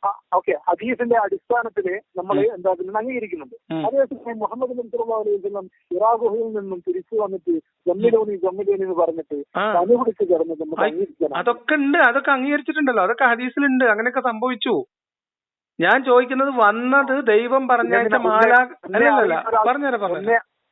വന്നത് അങ്ങനെ പുള്ളിക്കൊരു അനുഭവം ഉണ്ടായിട്ടില്ല എന്നൊന്നും ഞാൻ പറഞ്ഞിട്ടില്ല. ഞാൻ പറഞ്ഞത് അങ്ങനെ ഒരു അശരീരി വന്നു തന്നെ വെക്കാം. വന്നത് അള്ളാഹു നിയോഗിച്ച ജിബ്രീലാണെന്ന് മുഹമ്മദ് നബി എങ്ങനെ കൺഫേം ചെയ്യും? അതാണ് എന്റെ ചോദ്യം. അത് ശരി, അതാണോ കൺഫർമേഷൻ? അല്ല, കെട്ടിപ്പിടിച്ചിട്ട് ആദ്യം പറഞ്ഞത്. ആയിക്കോട്ടെ, വായിക്കുക, അള്ളാഹുവിന്റെ നാമത്തിൽ വായിക്കുക എന്ന് പറഞ്ഞത്. ആയിക്കോട്ടെ. അപ്പോ മുഹമ്മദ് നബിക്ക് അതുവരെ ഏകദൈവമായ അള്ളാഹു ആരാണെന്ന് പോലും അറിയില്ലല്ലോ. അറിയില്ല. അപ്പൊ ഈ ജിബ്രീലും അള്ളയും തമ്മിലുള്ള ബന്ധം അറിയണ്ടേ? അത് രണ്ടാമത് വീണ്ടും വന്നില്ലേ? ഇനിയിപ്പോ ഇസ്ലാമിന്റെ കഥ അനുസരിച്ച്, ഇസ്ലാം മതം പറയുന്ന കഥ അനുസരിച്ച് ഇത് ഇബ്ലീസ് ആണെങ്കിലോ? ഇബ്ലീസ് ആണെങ്കിലോ? ഇബ്ലീസിന് എന്താ അശരീരി പുറപ്പെടുവിക്കാൻ കഴിയൂലേ? അപ്പോ ഇബ്ലീസ് അള്ളാഹുവിന് വേണ്ടി നിസ്കരിക്കാനും ഇബാദത്തൊക്കെ ചെയ്യാൻ വേണ്ടി വരൂ, വന്നൂടെ? വരൂലേ? വന്നൂടെ? മനുഷ്യനെ വഴിതെറ്റിപ്പിച്ചൂടെ എന്ന് ചോദിക്കാം. മനുഷ്യനെ വഴിതെറ്റിച്ചോ? ഇബ്ലീസിന് മനുഷ്യനെ വഴിതെറ്റിക്കാൻ കഴിയൂലേ? നിങ്ങളുടെ കാര്യത്തിൽ പറഞ്ഞൂടെ? പറയാം, നിങ്ങളുടെ കാര്യത്തിൽ പറഞ്ഞൂടെ? പറയാന്ന്, അതല്ലേ ഉറപ്പായിട്ടും പറയാം. ഇത് എനിക്ക് ഈമാൻ തെറ്റിച്ചതുപോലെ മുഹമ്മദ് നബിക്ക് ഇങ്ങനെ തോന്നലുണ്ടാക്കിയതല്ല. ഞാൻ ചോദിക്കുന്നത് ഇതെങ്ങനെയാണ് നമ്മൾ കൺഫേം ചെയ്യുക? മുഹമ്മദ് നബിയുടെ റിസാലത്ത് മുഹമ്മദ് നബി എങ്ങനെ കൺഫേം ചെയ്തു? ഇതാണ് ഒന്നാമത്തെ ചോദ്യം. നമ്മൾ അതെങ്ങനെ കൺഫേം ചെയ്യും? മുഹമ്മദ് നബിയുടെ നുബുവത്ത് കൺഫേം ചെയ്യാൻ പറയുന്നത് അവിടുത്തെ എന്താ പറയുക ജീവിതത്തിലൂടെ തന്നെയാണ്. കാരണം അമീർ എന്ന് വിളിക്കപ്പെട്ടിരിക്കണം. ഒന്നും കാര്യമില്ല, അല്ല അതൊരു പ്രൂഫ് അല്ല. ഞാൻ ചോദിക്കുന്നത് മുഹമ്മദ് നബിക്ക് എങ്ങനെ ബോധ്യപ്പെട്ടു എന്നുള്ളതാണ് എന്റെ ചോദ്യം. അത് ജിബ്രീൽ പറഞ്ഞിട്ട്, ജിബ്രീലും മുഹമ്മദും അള്ളയും തമ്മിലൊരു കണക്ഷൻ മുഹമ്മദ് നബിക്ക് ഇപ്പൊ നിങ്ങളടുത്ത് ഒരാൾ വന്നിട്ട് നാളെ പറയാണ്, ഞാൻ ചോദിക്കട്ടെ, നിങ്ങളടുത്ത് നാളെ ഒരാൾ വന്നിട്ട് പറയാണ് ഞാൻ ഇന്ത്യൻ പ്രധാനമന്ത്രി പറഞ്ഞയച്ച ഒരാളാണെന്ന് പറഞ്ഞാൽ നിങ്ങൾ എന്ത് ചെയ്യും? കാരണം നമുക്ക് അല്ല അള്ളാഹുവിന്റെ ഇത് വന്നു കഴിഞ്ഞാൽ വിശ്വസിക്കല്ലോ. എങ്ങനെ അത് വന്നത് അള്ളാഹുവിൽ നിന്നാണെന്ന് എന്ത് തെളിവ്? അതായത് ചോദിക്കുന്നത്, അതെങ്ങനെ കൺഫേം ചെയ്തു എന്ന് ചോദിച്ചു. പിന്നെ ആരും ഒന്നെങ്കിൽ അള്ളാഹുവിന് വരണം, അല്ലെ ഇബ്ലീസിന് വരണം. ഇത് രണ്ടിൽ ഏതാണെന്ന് എങ്ങനെ മനസ്സിലായി? കാരണം ഇബ്ലീസ് ഒരിക്കലും അള്ളാഹു ഇബാദത്ത് ചെയ്യാൻ പറയില്ല. അള്ളാഹുവിന് ഇബാദത്ത് ചെയ്യാനൊന്നും അവിടെ പറഞ്ഞിട്ടില്ലല്ലോ. അതാ അള്ളാഹുവിന്റെ നാമത്തിൽ. ആയിക്കോട്ടെ, അള്ളാഹുവിന്റെ നാമം അതൊക്കെ ഇബ്ലീസിന് പറയാൻ പറ്റും. അതൊക്കെ ഇബ്ലീസിന് പറയാൻ പറ്റും. ഇബ്ലീസിന് എന്ത് ഗുണം? ആ സ്വർഗത്തിൽ കയറിയിട്ട് അള്ളാഹുവിന്റെ സ്വർഗത്തിൽ, അള്ളാഹുവിന്റെ അധീനതയിലുള്ള സ്വർഗത്തിൽ കയറിയിട്ട് ഹവ്വാനെ പറഞ്ഞ് തെറ്റിച്ച ആളാണ് ഇബ്ലീസ്, അല്ലേ? അവിടെ പുറത്താക്കിയത്. ആ അതന്നെ. ആ ഇബ്ലീസിന് അപ്പൊ എന്നിട്ട് പിന്നെ അള്ള എക്സ്ട്രാ വരം കൊടുത്തു. എന്ത്? ദുനിയാവിലുള്ള സകല മനുഷ്യന്മാരെയും വഴിവഴപ്പിക്കാനും വഴികേടിലാക്കാനും. പക്ഷെ ആ വരത്തിന്റെ കൂടെ വേറൊരു വാക്യം കൂടി അള്ളാഹു തആല പറഞ്ഞിട്ടുണ്ട്. എന്താണ്? ഇന്നൽ മുത്തഖീൻ. അതായത് എന്റെ മുത്തഖീങ്ങളെ മാത്രം എനിക്ക് ഉണ്ടാക്കാനാവില്ല, വൈദിപ്പിക്കാനാവില്ല. ഒരു ആകത്തുക എന്ന് പറയുന്നത് അല്ല. ഇത് ഞാൻ പറഞ്ഞുതരാം. ഇത് സിമ്പിളാണ്. ഇനി നിങ്ങൾക്ക് പറഞ്ഞുതരാം. ഖദീജ എന്നിട്ട് ഇവര് മുഹമ്മദ് നബി ജമ്മിലൂനി എന്ന് പറയണം. പുതപ്പിട്ട് മൂടുന്നു, കഥ പറയുന്നു. എന്നിട്ട് ഖദീജന്റെ വക ഒരു പരീക്ഷണം നടക്കുന്നുണ്ട്. ഇത് വന്നത് പിശാജാണോ ജിബ്രീലാണോ എന്ന് പറഞ്ഞാൽ മുഹമ്മദ് നബി അപ്പൊ വിശ്വസിച്ചിട്ടില്ല എന്ന് അർത്ഥം. മനസ്സിലായോ? മുഹമ്മദ് നബിക്ക് കാര്യം മനസ്സിലായിട്ടില്ല, വിശ്വാസമായിട്ടില്ല. മുഹമ്മദ് നബി ഖദീജന്റെ അടുത്ത് വന്നു, ഉണ്ടായ സംഭവം പറഞ്ഞു എന്നാണ് കഥ. അങ്ങനെ പറഞ്ഞപ്പോ മുഹമ്മദ് നബിയെ കാലിൽ കയറ്റിയിരുത്തി, തൊടയിലേക്ക് കയറ്റിയിരുത്തി എന്നാണ്. കാൽമുട്ടിന്റെ മുകൾ ഭാഗത്തേക്ക് മുഹമ്മദ് നബിയെ കയറ്റിയിരുത്തി. ഇപ്പൊ കാണുന്നുണ്ടോ എന്ന് ചോദിച്ചു. പിന്നെ ആ വസ്ത്രം ഒരല്പം മുകളിലോട്ട് മാറ്റിയിട്ട് ഔറത്ത് കാണാവുന്ന രീതിയിൽ ഇരുത്തിയിട്ട് പിന്നെ ചോദിച്ചു. അപ്പൊ കാണുന്നില്ല എന്ന് പറഞ്ഞു. അപ്പൊ മലക്കായതുകൊണ്ട് മാറിപ്പോയി എന്ന് ഖദീജ പറഞ്ഞു എന്നും വറക്ക ഇബ്നു നൗഫൽ എന്ന് പറയുന്ന ഒരു കൺവേർട്ടഡ് ജ്യൂ ആണെന്നാണ് മനസ്സിലാക്കുന്നത്. ഈ ജൂത ക്രിസ്ത്യ കഥകളൊക്കെ നന്നായിട്ട് അരച്ച് ഇളക്കി കുടിച്ച ഒരു പണ്ഡിതൻ, ഖദീജയുടെ ബന്ധുവായിട്ടുണ്ടായിരുന്ന ഒരാള്, അവര് 3 പേരും കൂടിയാണ് ഇത് വന്നത് അള്ളാഹുവിന്റെ അടുത്തുനിന്നുള്ള മാലാഖയാണെന്നും മുഹമ്മദ് പ്രവാചകനാണെന്നും തീരുമാനിക്കുന്നത്. കഥ മനസ്സിലായി നിങ്ങൾക്ക്? നിങ്ങൾ ഇപ്പൊ പറഞ്ഞതും അതുപോലെ തന്നെ മുമ്പേ പറഞ്ഞതും കോൺട്രഡിക്ഷൻ ഞാൻ പറഞ്ഞു. ഒരു കോൺട്രഡിക്ഷനും ഇല്ല. അല്ല, ഞാൻ നിങ്ങളോട് ഞാനതൊരു തോട്ട് പ്രൊവോക്കിംഗ് ആയിട്ട് ചോദിച്ചതാണ്. കോൺട്രഡിക്ഷൻ എന്ന് പറയുന്നത് അല്ല, ആ കോൺട്രഡിക്ഷൻ എന്ന് പറയുന്നത് നിങ്ങൾക്ക് ഒരു ആശയത്തെ കണക്ട് ചെയ്ത് കൊണ്ടുപോകാനാവില്ല. എന്താണ് കോൺട്രഡിക്ഷൻ എന്ന് പറയും? വ്യക്തമായിട്ടുള്ള ഗൂഢാലോചന ഉണ്ടായിരുന്നു. അതാണ് ഖദീജ റളിയല്ലാഹു അൻഹ അവിടെ പോയത്. ആ ഗൂഢാലോചനയാണ് ഞാൻ പറഞ്ഞത് നിങ്ങൾക്ക്. ആ ഗൂഢാലോചനയാണിത്. ഇപ്പം ഈ ഗൂഢാലോചന എങ്ങനെ എഴുതി വെക്കുക? ഇങ്ങനെ തന്നെ എഴുതി വെക്കുക. അല്ലാതെ ഗൂഢാലോചന ഞങ്ങൾ 3 പേരും കൂടിയിരുന്ന് ആലോചിച്ച് തീരുമാനിച്ചതിന്റെ അടിസ്ഥാനത്തിലാണ് മുഹമ്മദ് നബി അവിടെ പോയതെന്ന് ഇങ്ങനെ ഒരു കഥ മെനയുന്നവർ ഗൂഢാലോചന അല്ലല്ലോ എഴുതി വെക്കുക. അത് നാട്ടുകാർക്ക് മനസ്സിലാകാൻ വിശ്വസിക്കാവുന്ന പരുവത്തിലെ കഥ എഴുതി വെക്കുക.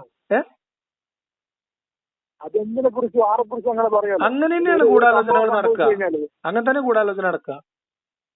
അതല്ലാത്തൊരു തെളിവില്ല. അതല്ലാതെ നിങ്ങൾ ഈ പറയപ്പെടുന്ന പ്രവാചകത്വത്തിന് ഇനി അവിടെ നിന്ന് ഇങ്ങോട്ട് സ്പേസിലേക്ക് ഞാൻ കിടക്കുകയാണ്. താങ്കളുടെ പേഴ്സണൽ സ്പേസിലേക്ക് ഞാൻ കിടക്കുകയാണ്. കടന്നു.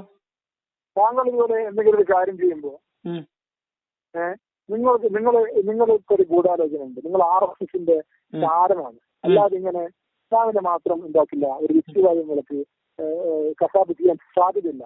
അത് എന്തൊരു ആരോപണം മാത്രമല്ല. അല്ല, നിങ്ങൾക്ക് അങ്ങനെ ആരോപിക്കാനുള്ള എല്ലാ ഒരു സാഹചര്യം ഉണ്ട്. അല്ല, നിങ്ങൾക്ക് അതിനുള്ള അവകാശം ഉണ്ടെന്ന്. ആ അവകാശമുണ്ട്. നിങ്ങൾക്കും അവകാശമുണ്ട്. പക്ഷേ നിങ്ങൾക്കൊരു കോൺട്രഡിക്ഷനിൽ സംസാരിക്കാനാവില്ല. എന്ത് ഞാൻ പറഞ്ഞില്ല? കോൺട്രഡിക്ഷൻ നിങ്ങൾ ഇത്ര നേരമായിട്ട് പറഞ്ഞില്ല.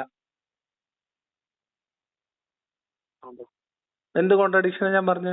അല്ല, ഇതിലെ കോൺട്രഡിക്ഷൻ എന്ന് പറയുന്നത് അതായത് അബൂബക്കർ, ഞാൻ പറഞ്ഞത് മുഹമ്മദ് നബി പിന്നെ മലയുടെ മുകളിൽ കയറിയിരിക്കുകയും ഖദീജ അവിടത്തേക്ക് ചോറ്റുപാത്രം കൊണ്ട് പോവുകയും ചെയ്തിട്ടുണ്ടെങ്കിൽ ഖദീജക്കും മുഹമ്മദിനും ധാരണയുള്ള ഒരു കാര്യം അതിന് പിന്നിൽ ഉണ്ടായിരുന്നു എന്ന് വേണം അനുമാനിക്കുക എന്നാണ് ഞാൻ പറഞ്ഞത്. ആ കഥ കിതാബിൽ എഴുതി വെക്കുമ്പോ അത് ഒരു ദൈവികമായ ഒരു മിനിറ്റ്, ഒരു പ്രവാചക അല്ലല്ല പറയാം ഒരു പ്രവാചകത്വത്തിന്റെ കഥ പുറത്തോട്ട് കൊടുക്കുമ്പോ അതിനൊരു തിരക്കഥ മഞ്ഞിട്ടല്ലേ കൊടുക്കാൻ പറ്റുള്ളൂ. വിശ്വാസയോഗ്യമായ ഒരു തിരക്കഥയിലല്ലേ കൊടുക്കാൻ പറ്റുള്ളൂ. വിശ്വാസയോഗ്യമായിട്ടുള്ള തിരക്കഥ വേണമെന്നാണ് താങ്കൾ പറയുന്നത്. അത്രേ ഉള്ളൂ. ഇതും കൂടി പഠിച്ചില്ല. അതായത് ഇത് ഈ ഒരു ചർച്ച കൂടി അവിടെ വന്നപ്പോ ഇതിൽ വിശ്വാസം കൂടുകയും ചെയ്തത് ഇല്ല.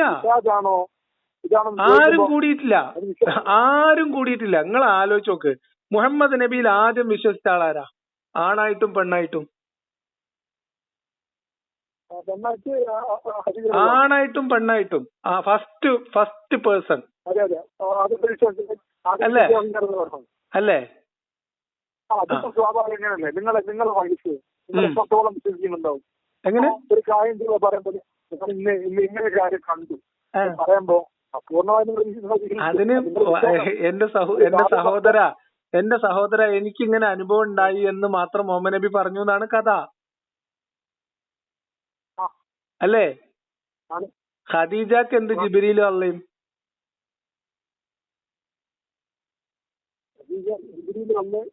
ഖദീജയായിട്ട് എന്ത് ബന്ധം? മുഹമ്മദ് നബി വന്നിട്ട് ഇങ്ങനെ ഒരു അനുഭവം ഉണ്ടായി എന്ന് പറയുമ്പോ ഖദീജ വറക്കയോട് സഹായം തേടുകയാണ് ചെയ്യുന്നത് എന്നാണ് പറയുന്നത് കഥയില്.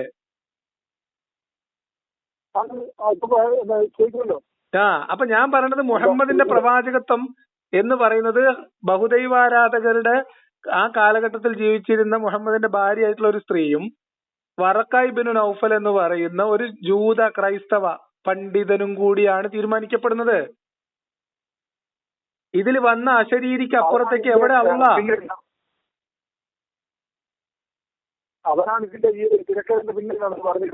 ആര്? ഈ 3 പേരും അറിഞ്ഞുകൊണ്ട് കൃത്യമായിട്ട് പ്ലാൻ ചെയ്ത് ഇറക്കിയ ഒരു കഥയാണ് മുഹമ്മദിന്റെ പ്രവാചകത്വം.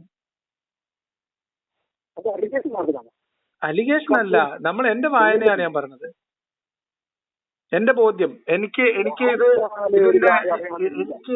ഞാൻ പറയണത് ഇപ്പൊ നിങ്ങൾ ഈ പറഞ്ഞ ഭയപ്പാട് മാറ്റി വെച്ച് ഞാനിത് പഠിച്ചതിൽ നിന്നും മനസ്സിലാക്കിയതിൽ നിന്നും എനിക്കുണ്ടായ ബോധ്യമാണ് ഞങ്ങളോട് പറഞ്ഞത്.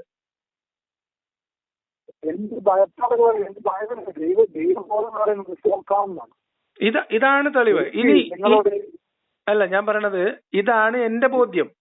ഇത് ഒരു ദിവസം ഞാൻ പറയണത് നിങ്ങളെ വിശ്വസിക്കുന്നത് പോലെ വിശ്വസിച്ച ആളാണ് ഞാൻ. മനസ്സിലായോ? ഈ സംശയങ്ങൾ തുടങ്ങുകയും ഈ കാര്യങ്ങളിൽ അത് നിങ്ങൾക്ക് അതൊക്കെ നിങ്ങൾക്ക് കുറച്ചു കാലം കഴിയുമ്പോ മനസ്സിലായിക്കോളും. അത് പോട്ടെ, കുറച്ചു ദിവസം കഴിയുമ്പോ മനസ്സിലായിക്കോളും. അത് പോട്ടെ. ഞാൻ പറഞ്ഞത് ഞാൻ എന്റെ വിശ്വാസത്തെ കുറിച്ച് എനിക്ക് പൂർണ്ണ ബോധ്യം ഉണ്ടായിരുന്നു. എല്ലാരും നിങ്ങൾ വിശ്വസിച്ച പോലെ വിശ്വസിക്കാന്ന് പറഞ്ഞാൽ അള്ളാഹു എന്ന് പറയുന്ന ദൈവം ഇല്ലാതെ അല്ലെങ്കിൽ ദൈവത്തെ നിഷേധിച്ചിട്ട് എങ്ങനെ മുന്നോട്ട് പോകും, ദൈവം ഇല്ലാതെ എങ്ങനെ ജീവിക്കും എന്നൊക്കെ ചിന്തിച്ചൊരു കാലവും ദൈവത്തിന് പൂർണ്ണമായി കീഴൊതുങ്ങണം എന്ന് ശഠിക്കുകയും അതിനുവേണ്ടി കാര്യങ്ങൾ മനസ്സിലാക്കുകയും അതിൽ കാർക്കശ്യം പുലർത്തുകയും ചെയ്തിരുന്ന ഒരാളാണെന്നാണ് ഞാൻ പറഞ്ഞത്.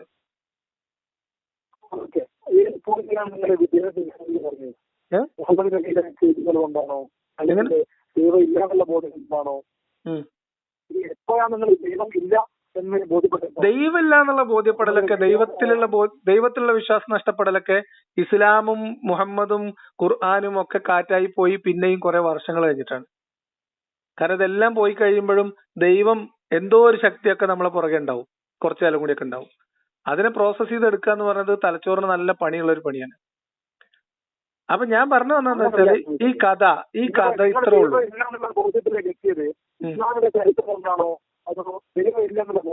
ദൈവമില്ല. ഞാൻ പറഞ്ഞത് ഞാൻ ദൈവവിശ്വാസി ആയിരിക്കെ ഇസ്ലാം ദൈവികമല്ല എന്ന് ബോധ്യപ്പെട്ട ആളാണ്. അതായത് ദൈവം ഉണ്ട് എന്നും ഈ പ്രപഞ്ചത്തിന് എന്തോ ഒരു ശക്തി ഞാൻ പറയട്ടെ ദൈവം എന്ന് പറയുന്ന ഒരു ശക്തിയിൽ വിശ്വസിച്ചുകൊണ്ട് തന്നെ ആ ദൈവികമായ ഒരു ഗുണങ്ങളും ഇല്ലാത്ത ഒരു ഗോത്രകാല പൊളിറ്റിക്കൽ കൾട്ട് മാത്രമാണ് ഇസ്ലാം എന്ന് കൺഫേം ചെയ്തിട്ട് ഇസ്ലാം ഉപേക്ഷിച്ച ആളാണ് ഞാൻ. പിന്നെയും കുറെ കാലം ഈ ദൈവം എന്തോ ഒരു ശക്തി ഇതിന്റെ പിന്നിൽ എല്ലാം നിയന്ത്രിക്കുന്ന എല്ലാത്തിനും കഴിവുള്ള എങ്ങനെ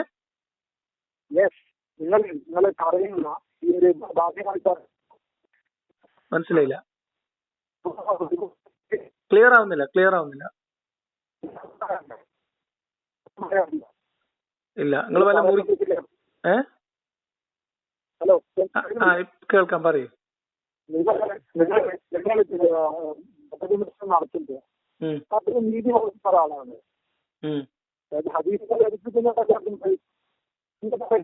ഇപ്പോഴും നിങ്ങൾ സംസാരിക്കുന്നത് എനിക്ക് വായിക്കുമ്പോ നാട്ടുകാർക്ക് പറയുന്നുണ്ട് ക്ലിയർ ആവുന്നില്ല. നിങ്ങളെ വോയിസ് ക്ലിയർ അല്ല, ബ്രേക്ക് ആയി പോകുന്നു, എനിക്ക് കിട്ടുന്നില്ല. നിങ്ങൾ ഏതെങ്കിലും അവിടുന്ന് പൊസിഷൻ മാറിയിട്ടുണ്ടെങ്കിൽ നേരത്തെ നിന്നിടത്തേക്ക് വരും.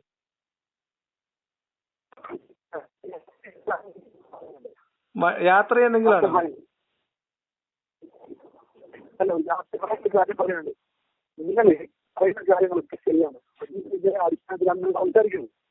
അതേസമയം ഗ്രാമർ ഒഴിവാക്കി ദൈവത്തിന് ഒഴിവാക്കി മനസ്സിലായില്ല. ദൈവത്തിനെ ഒഴിവാക്കിയ ഹദീസ് എടുത്തിട്ടില്ല സുഹൃത്തെ. ഞാൻ ദൈവത്തിന് ഏറ്റവും അവസാനമാണ് ഒഴിവാക്കുന്നത്.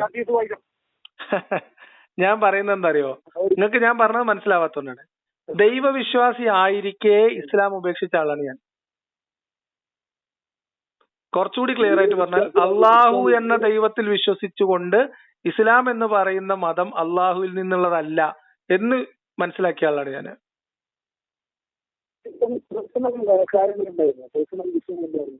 എങ്ങനെ? ഒന്നും ഉണ്ടായിട്ടില്ല. ഒന്നും ഉണ്ടായിട്ടില്ല. എനിക്ക് പല ആളുകളും പറയുന്ന കഥകളൊന്നും എന്നെ ബാധിച്ചിട്ടില്ല. ഇസ്ലാം എന്നെ ഒരു തരത്തിലും പിടിച്ച് കടിച്ചിട്ടില്ല, മതം ഉപേക്ഷിക്കുന്നത് വരെ.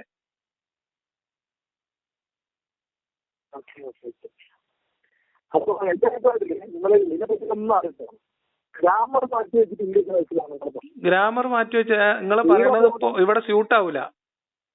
ദൈവവിശ്വാസം ഉപേക്ഷിച്ചിട്ടല്ല ഇസ്ലാം പഠിച്ചത്. ദൈവവിശ്വാസി ആയിരിക്കെ അള്ളാഹുവിൽ വിശ്വസിച്ച് മതം പഠിച്ചപ്പോ ഇത് ആ ഖുർആൻ പറയുന്ന വിശേഷണങ്ങളുള്ള ദൈവത്തിൽ നിന്നുള്ളതല്ല എന്ന് മനസ്സിലാക്കിയ ആളാണ്. ഇല്ല, നിങ്ങളെ ശബ്ദം ഒട്ടും ക്ലിയർ അല്ല. അവസാനം ഇപ്പൊ ചർച്ച ചെയ്യുന്ന ഒരു വിഷയമാണ് അടിമത്തം. നിങ്ങൾ യാത്രയിൽ എന്തെങ്കിലും ആണോ? എന്താ അറിയോ, നമ്മളിത് പിന്നെ ഭയങ്കര സ്ട്രെയിൻ ആണ് കേട്ട് മനസ്സിലാക്കി എടുക്കലേ. നമ്മളിങ്ങനെ സങ്കല്പിച്ചെടുക്കണേ കുറച്ചൊക്കെ, അപ്പൊ അത് ബുദ്ധിമുട്ടാ. നിങ്ങൾ വല്ല യാത്രയിലോ അല്ലെങ്കിൽ വല്ല അടച്ചിട്ട സ്പേസിലോ ക്ലോസ്ഡ് സ്പേസിലൊക്കെ ആണെങ്കിൽ ഒന്ന് പുറത്തേക്ക് മാറി നിൽക്കൂ, നേരത്തെ വന്ന പോലെ.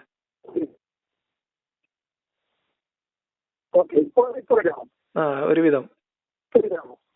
പക്ഷെ സംസാരിക്കുമ്പോഴേ മനസ്സിലാവുള്ളൂ. അപ്പോ നിങ്ങൾ അവസാനമായിട്ട് നിങ്ങൾ ചർച്ച ചെയ്യുന്ന ഒരു വിഷയമാണ് അടിമത്തം. ഇസ്ലാമിലെ അടിമത്തം. അടിമത്തം എന്ന് പറയുന്നത് വിപരീതമായ പ്രവൃത്തിയാണെന്നും അത് നമ്മുടെ പുതിയ തലമുറയുടെ ബോധമാണുണ്ട്. നല്ല പ്രവൃത്തിയല്ല. സംഭവം എന്റെ ബോധത്തില് അടിമത്തം എന്റെ സമ്പ്രദായം നിലനിർത്തിട്ടുണ്ട്. അതിനെ വളരെ നല്ല രീതിയിൽ കൈകാര്യം. അങ്ങനെ അടിമത്തം നമ്മള് കാരണം അടിമത്തത്തിനേക്കാളും വലിയ വിഷയത്തിൽ എന്താണ്? കാരണം ഇവിടെ ഒന്നാമത് മഹായുദ്ധം കഴിഞ്ഞു, രണ്ടാമത് മഹായുദ്ധം കഴിഞ്ഞു. നിങ്ങൾ ജനം എന്നുള്ളൊരു ശക്തി അവിടെ വെച്ചിട്ട് അല്ലെങ്കിൽ ആ ശക്തി ഉണ്ടെന്ന് മനസ്സിൽ ഉറപ്പിച്ചിട്ട് അനുസരിച്ച് നോക്കുമ്പോൾ അതിന് ഒന്നല്ല. കാരണം അതിനേക്കാളും വലിയ പ്രശ്നങ്ങൾ നടക്കുന്ന സ്ഥലമാണ്. അടിമത്തം മാത്രമാണ് പ്രശ്നം എന്ന് നമ്മൾ പറഞ്ഞിട്ടില്ല.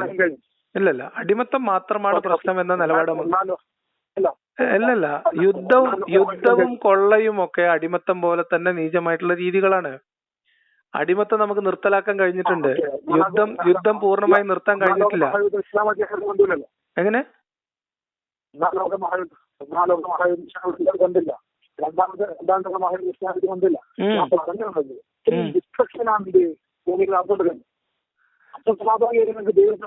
ഇല്ല, ഇത് എന്താ സംബന്ധിച്ചാൽ എനിക്ക് നിങ്ങളെ വോയിസ് ക്ലിയർ ആവണില്ല. നിങ്ങൾ ഇടക്ക് കുറച്ചു നേരം നന്നായിട്ട് കേട്ടിരുന്നു, ഇപ്പൊ കുറച്ചായിട്ട് കേൾക്കുന്നില്ല. നിങ്ങൾ എന്തോ ഒരു പൊസിഷൻ മാറിയിട്ടുണ്ട്. അത് എന്റെ പ്രശ്നമാണെങ്കിൽ എന്റെ ഭാഗത്തുള്ള പ്രശ്നമല്ല. കാരണം ഞാൻ വളരെ അപ്പോ ഞാൻ പറഞ്ഞിരുന്നത് ഡിസ്ട്രക്ഷൻ നടക്കുന്നുണ്ട്. അടിമത്തം നടക്കുന്നുണ്ട്. ആദ്യം അടിമത്തത്തിനേക്കാൾ കൂടുതൽ പ്രശ്നങ്ങൾ ഇത് ബോർഡിൽ നടക്കുന്നുണ്ട്. ഇല്ലല്ല, അടിമത്തത്തെക്കാൾ മോശമായ കാര്യം ഉണ്ടായാലും ഇല്ലെങ്കിലും അടിമത്തം മനുഷ്യ ചരിത്രത്തിൽ ഉണ്ടായ ഏറ്റവും നീചമായ ഒരു വ്യവസ്ഥിതിയാണ് എന്നുള്ള കാര്യത്തിൽ നിങ്ങൾക്ക് സംശയമുണ്ടോ? അല്ല, യുദ്ധവും കൊള്ളയും അതുപോലെ നീചമാണ്.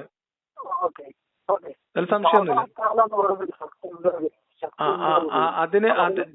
ഞാൻ പറയുന്നത് യുദ്ധവും കൊള്ളയും ചില ഇൻസിഡൻസ് ആണ്. ഞാൻ പറയാം, യുദ്ധവും കൊള്ളയും എന്നൊക്കെ പറയുന്നത് ചില ഇൻസിഡൻസ് ആണ്. ഒരു പർട്ടിക്കുലർ സമയത്ത് തുടങ്ങി ഒരു പർട്ടിക്കുലർ സമയത്ത് അവസാനിച്ചു പോകുന്ന ദുരന്തങ്ങളാണ്. ഓക്കെ, അത് അങ്ങേയറ്റം മോശമായിട്ടുള്ള പറയട്ടെ അങ്ങേയറ്റം മോശമായിട്ടുള്ള അവസ്ഥയാണ്, ഒരു സംശയമില്ല. പക്ഷേ ഒരു മനുഷ്യന്റെ സ്റ്റാറ്റസ്, ഒരു മനുഷ്യൻ മറ്റൊരു മനുഷ്യന്റെ കീഴിലെ ക്രയവിക്രയാധികാരങ്ങളോട് കൂടുള്ള ഒരു വസ്തുവായി നിലനിൽക്കുക എന്ന് പറയുന്നത് നമ്മൾ കേട്ടിട്ടില്ലേ, പാരതന്ത്ര്യം മാനികൾക്ക് മൃതിയേക്കാൾ ഭയാനകം എന്നാണ്. അപ്പോ ഒരു മനുഷ്യൻ മറ്റൊരു മനുഷ്യനെ ഒബ്ജക്റ്റ് ആയി നിലനിൽക്കുന്ന ഒരു സിസ്റ്റം എന്ന് പറഞ്ഞാൽ, നിങ്ങളെ എനിക്ക് ചന്തയിൽ കൊണ്ടുപോയി വിൽക്കാനും പണയം വെക്കാനും ഒക്കെ പറ്റുന്ന ഒരു ഒബ്ജക്റ്റ് ആയിട്ട് നിങ്ങളെ ഞാൻ അധീനപ്പെടുത്തി എന്റെ അനുസരണത്തിൽ മാത്രം നിർത്തുന്ന ഒരു അവസ്ഥകളൊന്നും ആലോചിച്ചോക്ക്. നിങ്ങളും ഞാനും ഒരുപോലെ ഒരേ രീതിയിൽ ജനിച്ച് ഇസ്ലാം എങ്ങനെ കൈകാര്യം ചെയ്താലും ഈ അധികാരങ്ങളൊക്കെ ഉണ്ടായിരുന്നു. അല്ല, അടിമത്തം എന്ന് പറയുന്നത് ഞാൻ പറയാം, അടിമത്തം എന്ന് പറയുന്നത് ഒരു തെറ്റായ ഒരു കാര്യമല്ല. ഇസ്ലാം കൊണ്ടുവന്നു എന്ന് നിങ്ങൾ പറയപ്പെടുന്ന എല്ലാ സാധനങ്ങളും, അതായത് ഇപ്പം മോചിപ്പിച്ചാൽ പുണ്യം കിട്ടും എന്ന് പറയുന്നതും ഉമ്മു വലത് ഫ്രീ ആവും എന്ന് പറയുന്നതും, അതൊക്കെ മുഹമ്മദിന്റെ കാലത്തോ അതിന്റെ മുൻപോ അവിടെ തന്നെ ഉണ്ടായിരുന്നാണ്. ഒന്നും ഇസ്ലാം പുതിയതായിട്ട് ഇൻട്രൊഡ്യൂസ് ചെയ്തല്ല.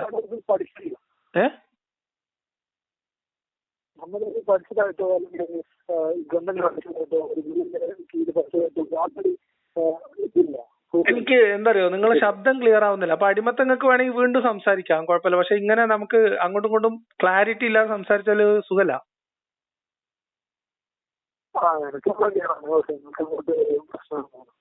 തീരെ ക്ലിയർ ആവുന്നില്ല.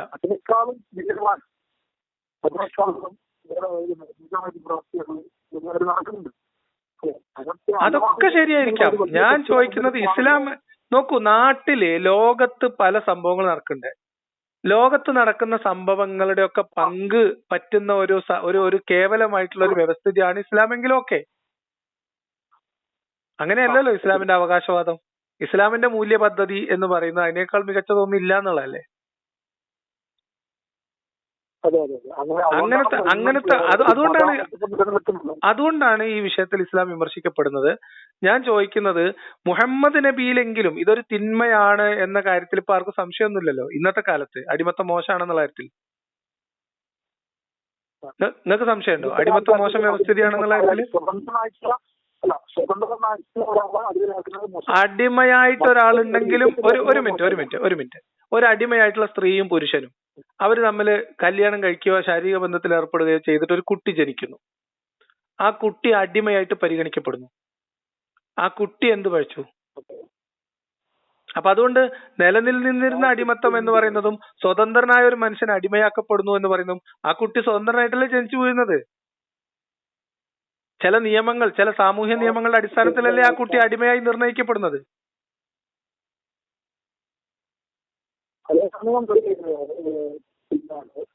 ഞാൻ പറയാം,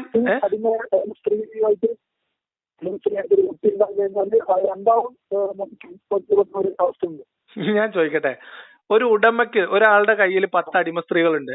അതിൽ ഒരു അടിമ സ്ത്രീക്ക് ഈ ഉടമയിൽ ഒരു കുട്ടി ജനിച്ചു. ആ കുട്ടി സ്വതന്ത്രനായിരിക്കും.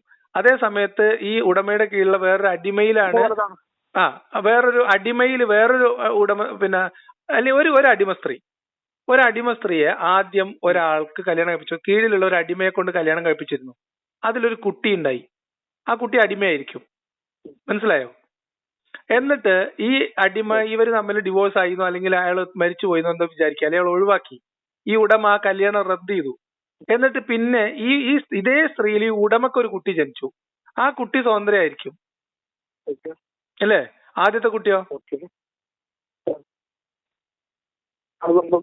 അടിമയായിരിക്കും. അപ്പൊ ഞാൻ ചോദിക്കുന്നത് ഒരു മനുഷ്യൻ ബൈ ബർത്ത് അടിമയാക്കുന്ന ഒരു സിസ്റ്റത്തെ നിലനിർത്തിയ മതമാണ് ഇസ്ലാം.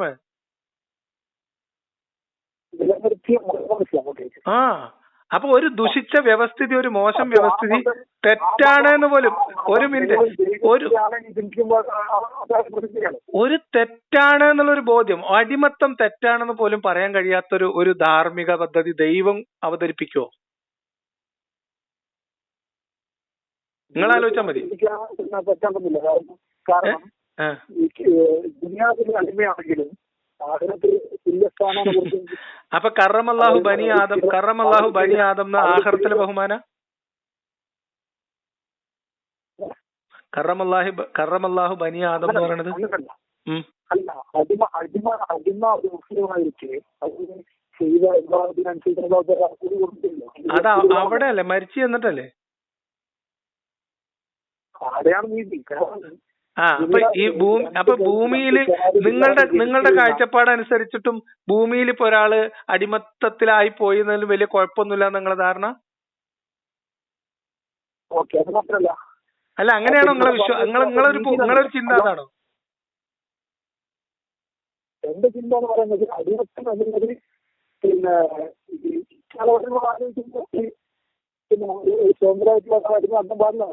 സ്വതന്ത്രമായിട്ടുള്ള അയാളെ അടിമയാക്കുക എന്ന് പറഞ്ഞതിലൊന്നും ഒരു കഥയില്ല സുഹൃത്തെ. ഞാൻ ചോദിക്കുന്നത് ഒരു സ്ത്രീക്കും പുരുഷനും ജനിച്ചു വീഴുന്ന കുട്ടികളിൽ ചിലർ അടിമകളായി മാറ്റുന്നു, ചിലർ സ്വതന്ത്രരായി മാറുന്നു എന്നൊരു സിസ്റ്റം, ദൈവികമായ നിയമം നിലനിൽക്കുന്ന ഒരു നാട്ടിലുണ്ടാവുമോ? അതങ്ങൾ ചോദിക്കണതേ.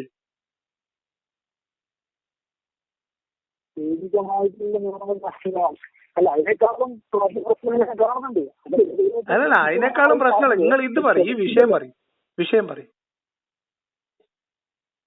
മുസ്ലിമായ മാതാപിതാക്കളിൽ ജനിക്കുന്ന കുട്ടികളിൽ ചിലർ അടിമകളായും ചിലർ സ്വതന്ത്രരായും വളർന്നു വരുന്നതിനെ കുറിച്ച് നിങ്ങളുടെ അഭിപ്രായം എന്താ?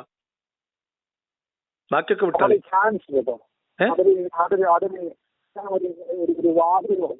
എങ്ങനെ? അല്ല, സാധ്യതയൊക്കെ ഇവിടെ നിൽക്കട്ടെ. ഞാൻ ചോദിക്കുന്നത് ജനിച്ചു വീഴുന്ന കുട്ടികളെ കുറിച്ചാണ് ചോദിക്കുന്നത്. അതിനെ കുറിച്ച് അഭിപ്രായം പറയും, എന്നിട്ട് നമുക്ക് അടുത്തേക്ക് പോകാം. അത് പറയാതെ നമുക്ക് മുന്നോട്ട് പോകാൻ കഴിയില്ലല്ലോ. ഒരു ഇസ്ലാമിക രാജ്യത്തിന്റെ കീഴിൽ ജനിച്ചു വീഴുന്ന മുസ്ലിം മാതാപിതാക്കളിൽ ജനിച്ചു വീഴുന്ന കുട്ടികളിൽ ചിലർ അടിമകളായും ചിലർ സ്വതന്ത്രരായും നിർണയിക്കപ്പെടുന്ന ഒരു വ്യവസ്ഥിതി ഉണ്ടായിരുന്നു. യുദ്ധത്തിൽ പിടിച്ചവര് മാത്രമേ ഉള്ളൂ എന്നാണല്ലോ പറയണത്. നോണ പറയാൻ പറ്റില്ലല്ലോ ആരും. ഞാൻ ചോദിക്കുന്നത്, നിങ്ങൾ പറഞ്ഞു എന്നല്ല, ഇവിടുത്തെ വലിയ ന്യായീകരണക്കാർ പറയുന്ന നോണയാണ്. ഞാൻ ചോദിക്കുന്നത്, ഒരു ഇസ്ലാമിക ഭരണത്തിന്റെ കീഴിൽ മുഹമ്മദിന്റെ കാലത്ത് പോലും ജനിച്ചു വീഴുന്ന കുട്ടികളിൽ ചിലർ അടിമകളും ചിലർ സ്വതന്ത്രരുമായിരുന്നു.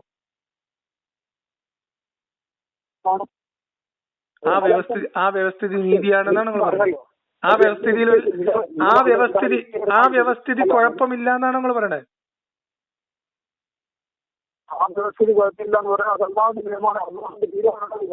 ആ അള്ളാഹുവിന്റെ നിയമത്തിനെ കുറിച്ചാണ് നമ്മൾ ചോദിക്കുന്നത്. ഇങ്ങനെ ഒരു അള്ള ഉണ്ടോ? ഇങ്ങനെ ഒരു ദൈവം ഉണ്ടാവോ? ദൈവം നീതിമാനാണെന്നല്ലേ?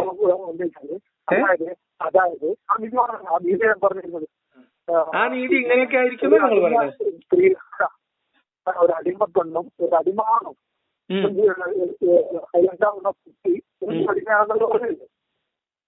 ഇസ്ലാമിന് പിന്നെ എന്താക്കുന്നുണ്ട്. എങ്ങനെയെന്ന് വെച്ചാല് ഒരു മുസ്ലിം നമ്മൾ മനുഷ്യന്മാരെ കുറിച്ചാണ് സംസാരിക്കുന്നതെന്ന് ഓർക്കണം. ഈ പറയപ്പെടുന്ന ജനിച്ചു വീഴുന്ന കുട്ടികൾക്ക് നിങ്ങളുടെ മുഖമോ അടിമയായ സ്ത്രീ പുരുഷൻ എന്നൊക്കെ പറയുമ്പോൾ നമ്മളെ സ്വന്തക്കാര് നമ്മളെയൊക്കെ അവിടെ നിങ്ങളൊന്ന് പ്ലേസ് ചെയ്തിട്ടൊന്ന് ചിന്തിച്ചാലേ മനസ്സിലാവുള്ളത്. മനസ്സിലായോ? ഇത് നമുക്ക് ന്യായീകരിക്കാൻ എളുപ്പമാണ്. നോക്കൂ, ഞാൻ എന്നെ സംബന്ധിച്ചത് കേട്ടിരിക്കാൻ ബുദ്ധിമുട്ടുണ്ട്. നമ്മളൊക്കെ മനുഷ്യരായ നമ്മള് മറ്റൊരു മനുഷ്യനെ കുറിച്ച് പറയാണ് അവരടിമയാ പെണ്ണും അടിമ പുരുഷനും അതിലുണ്ടാവുന്ന കുട്ടി അടിമയും എന്നൊക്കെ പറയുന്നത് എത്രമേൽ മാനവിക വിരുദ്ധമായിട്ടുള്ള ചിന്തയാണ് നിങ്ങൾക്കറിയോ? നമ്മൾ ആലോചിക്കാൻ പാടുന്നു അങ്ങനെ ആവൂല. ഇതാണ് ഈ മതം മനുഷ്യനിൽ ചെലുത്തുന്ന സ്വാധീനം.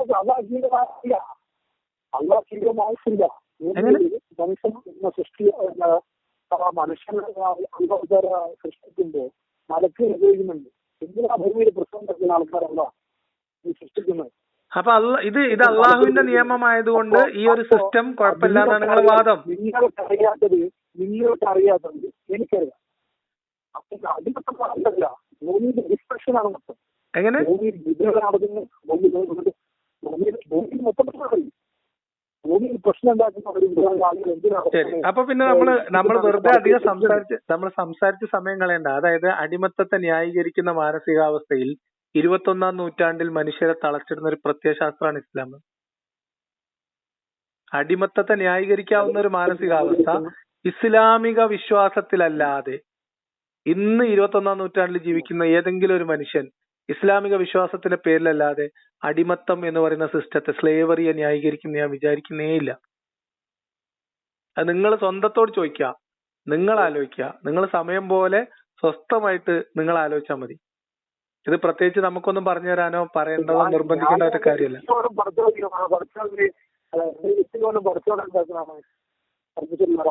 അതാ ഞാൻ പറഞ്ഞത്. അല്ല, നിങ്ങൾക്ക് തോന്നൂല എന്നുള്ളതല്ല ഞാൻ പറഞ്ഞത്. ഈ 21-ാം നൂറ്റാണ്ടിൽ അടിമത്തം എന്ന് പറയുന്ന ഒരു നീചമായ വ്യവസ്ഥിതിയിൽ അതിനെ ന്യായീകരണം ചമക്കേണ്ട ഗതികേടുള്ള ഒരേ ഒരു സമുദായം, ഒരേ ഒരു വിശ്വാസ വിഭാഗമാണ് മുസ്ലിങ്ങൾ. അത് മതപരമായിട്ട് അവരുടെ തലയിൽ വന്ന ഒരു ബാധ്യത.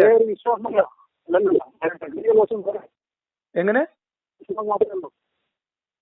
എങ്ങനെ മനസ്സിലായില്ല? എങ്ങനെ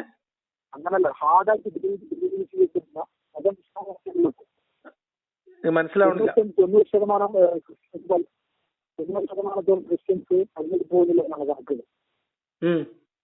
അല്ല, എന്തോ ആയിക്കോട്ടെ, ഞാൻ പറഞ്ഞത് അടിമത്തത്തിന്റെ കാര്യമാണ്. അടിമത്തം എന്ത് തന്നെയായാലും ദൈവിക മതമാണെങ്കിൽ ദൈവിക മതമല്ല അടിമത്തം. ദൈവിക മതമല്ല ഇസ്ലാം എന്ന് ഒരു സാധാരണ കോമൺ സെൻസ് ഉള്ള മനുഷ്യന് മനസ്സിലാക്കാൻ അടിമത്ത വിഷയത്തിലുള്ള ഇസ്ലാമിന്റെ കാഴ്ചപ്പാട് ധാരാളം. ഞാൻ പറഞ്ഞുതരാം. ഞാൻ പറഞ്ഞത് ഇത്രേ ഉള്ളൂ. ഇസ്ലാം എന്ന് പറയുന്നത് ദൈവവിശ്വാസി ആയിരിക്കുന്ന ഒരു മനുഷ്യന് പോലും ഇസ്ലാം ദൈവികമല്ല എന്ന് ബോധ്യപ്പെടാൻ ഇസ്ലാം എന്ന് പറയുന്ന മതപ്രത്യയ ശാസ്ത്രം അടിമത്തത്തെ എങ്ങനെയാണ് കൈകാര്യം ചെയ്തിട്ടുള്ളതെന്നും എങ്ങനെയാണ് ഉപയോഗപ്പെടുത്തിയിട്ടുള്ളതെന്നും സാമാന്യ ബോധത്തിൽ, മാനവിക ബോധത്തിൽ നിന്നുകൊണ്ട് ചിന്തിച്ചാൽ മനസ്സിലാവും. ലളിതമാണ്. അത് നിങ്ങൾക്ക്, ഞാൻ പറഞ്ഞത് നിങ്ങൾ അങ്ങനെ മനസ്സിലാക്കണമെന്നോ നിങ്ങൾ ബുദ്ധി ഉപയോഗിക്കുന്നില്ല ഒന്നുമല്ല. അത് നിങ്ങളുടെ ചിന്തക്ക് വിടും. നമ്മൾ തമ്മിൽ ഇതിലെ അപ്പുറത്തേക്ക് ഇനി സംസാരിക്കേണ്ടതില്ല. കാരണം 21-ാം നൂറ്റാണ്ടിൽ അടിമത്തം ന്യായീകരിക്കാൻ വേണ്ടി ദൈവമതമായതുകൊണ്ട് അതിനെ ന്യായീകരിക്കേണ്ട ബാധ്യതയിൽ പെട്ടു കിടക്കുന്ന ഒരു മനുഷ്യനോട് തർക്കിച്ചിട്ട് കാര്യമില്ല. നമ്മൾ വെറുതെ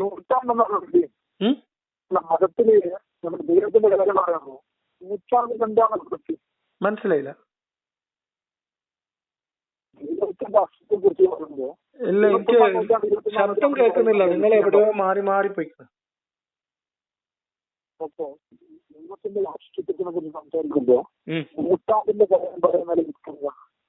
ഞാൻ ദൈവത്തിന്റെ അസ്തിത്വത്തെ കുറിച്ച് സംസാരിച്ചില്ലല്ലോ. ദൈവത്തിന്റെ അസ്തിത്വത്തെ കുറിച്ച് നമ്മൾ സംസാരിച്ചില്ലല്ലോ.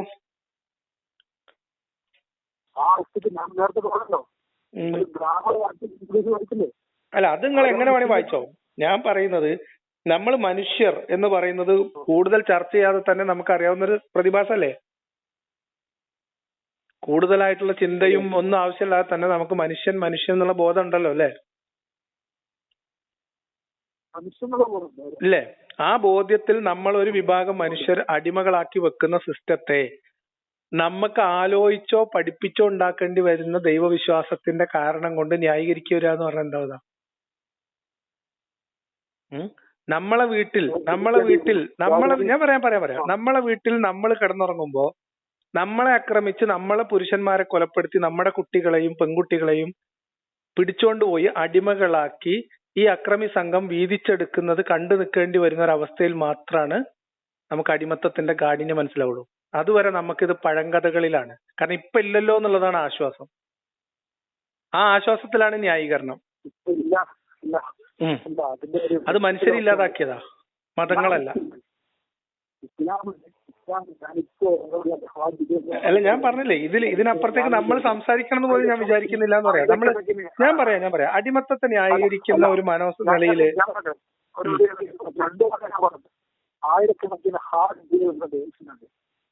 അതേ ഇസ്ലാമാണ് അടിമത്തത്തിന് അംഗീകരിക്കുന്ന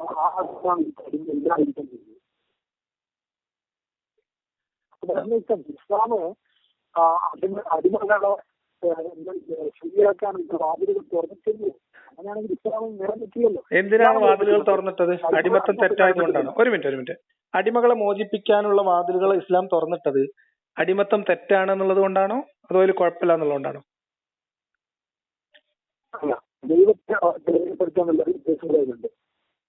ഞാൻ ചോദിക്കുന്നത് അടിമ മോചനം ഇസ്ലാം പ്രോത്സാഹിപ്പിക്കാനുള്ള കാരണം എന്തായിരിക്കും? അടിമമോചനം ഇസ്ലാം കാരണം അടിമമോചനം പുണ്യമാവുക, ഇസ്ലാം അടിമമോചനം പുണ്യമാക്കി എന്ന് പറഞ്ഞാൽ അടിമത്തത്തിൽ എന്തോ പ്രശ്നമുണ്ട് എന്ന് ഇസ്ലാം മനസ്സിലാക്കി എന്നല്ല അർത്ഥം.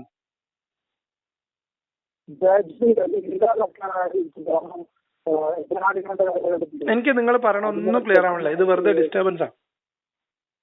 നിങ്ങൾ പിന്നെ എപ്പോഴെങ്കിലും ഡീറ്റെയിൽ ആയിട്ട് വിളിക്കും. എനിക്കൊന്നും മനസ്സിലാവുന്നില്ല, ഇത് കേൾക്കുന്നവർക്ക് അത്രയും മനസ്സിലാവില്ല. ശരി, ഓക്കെ.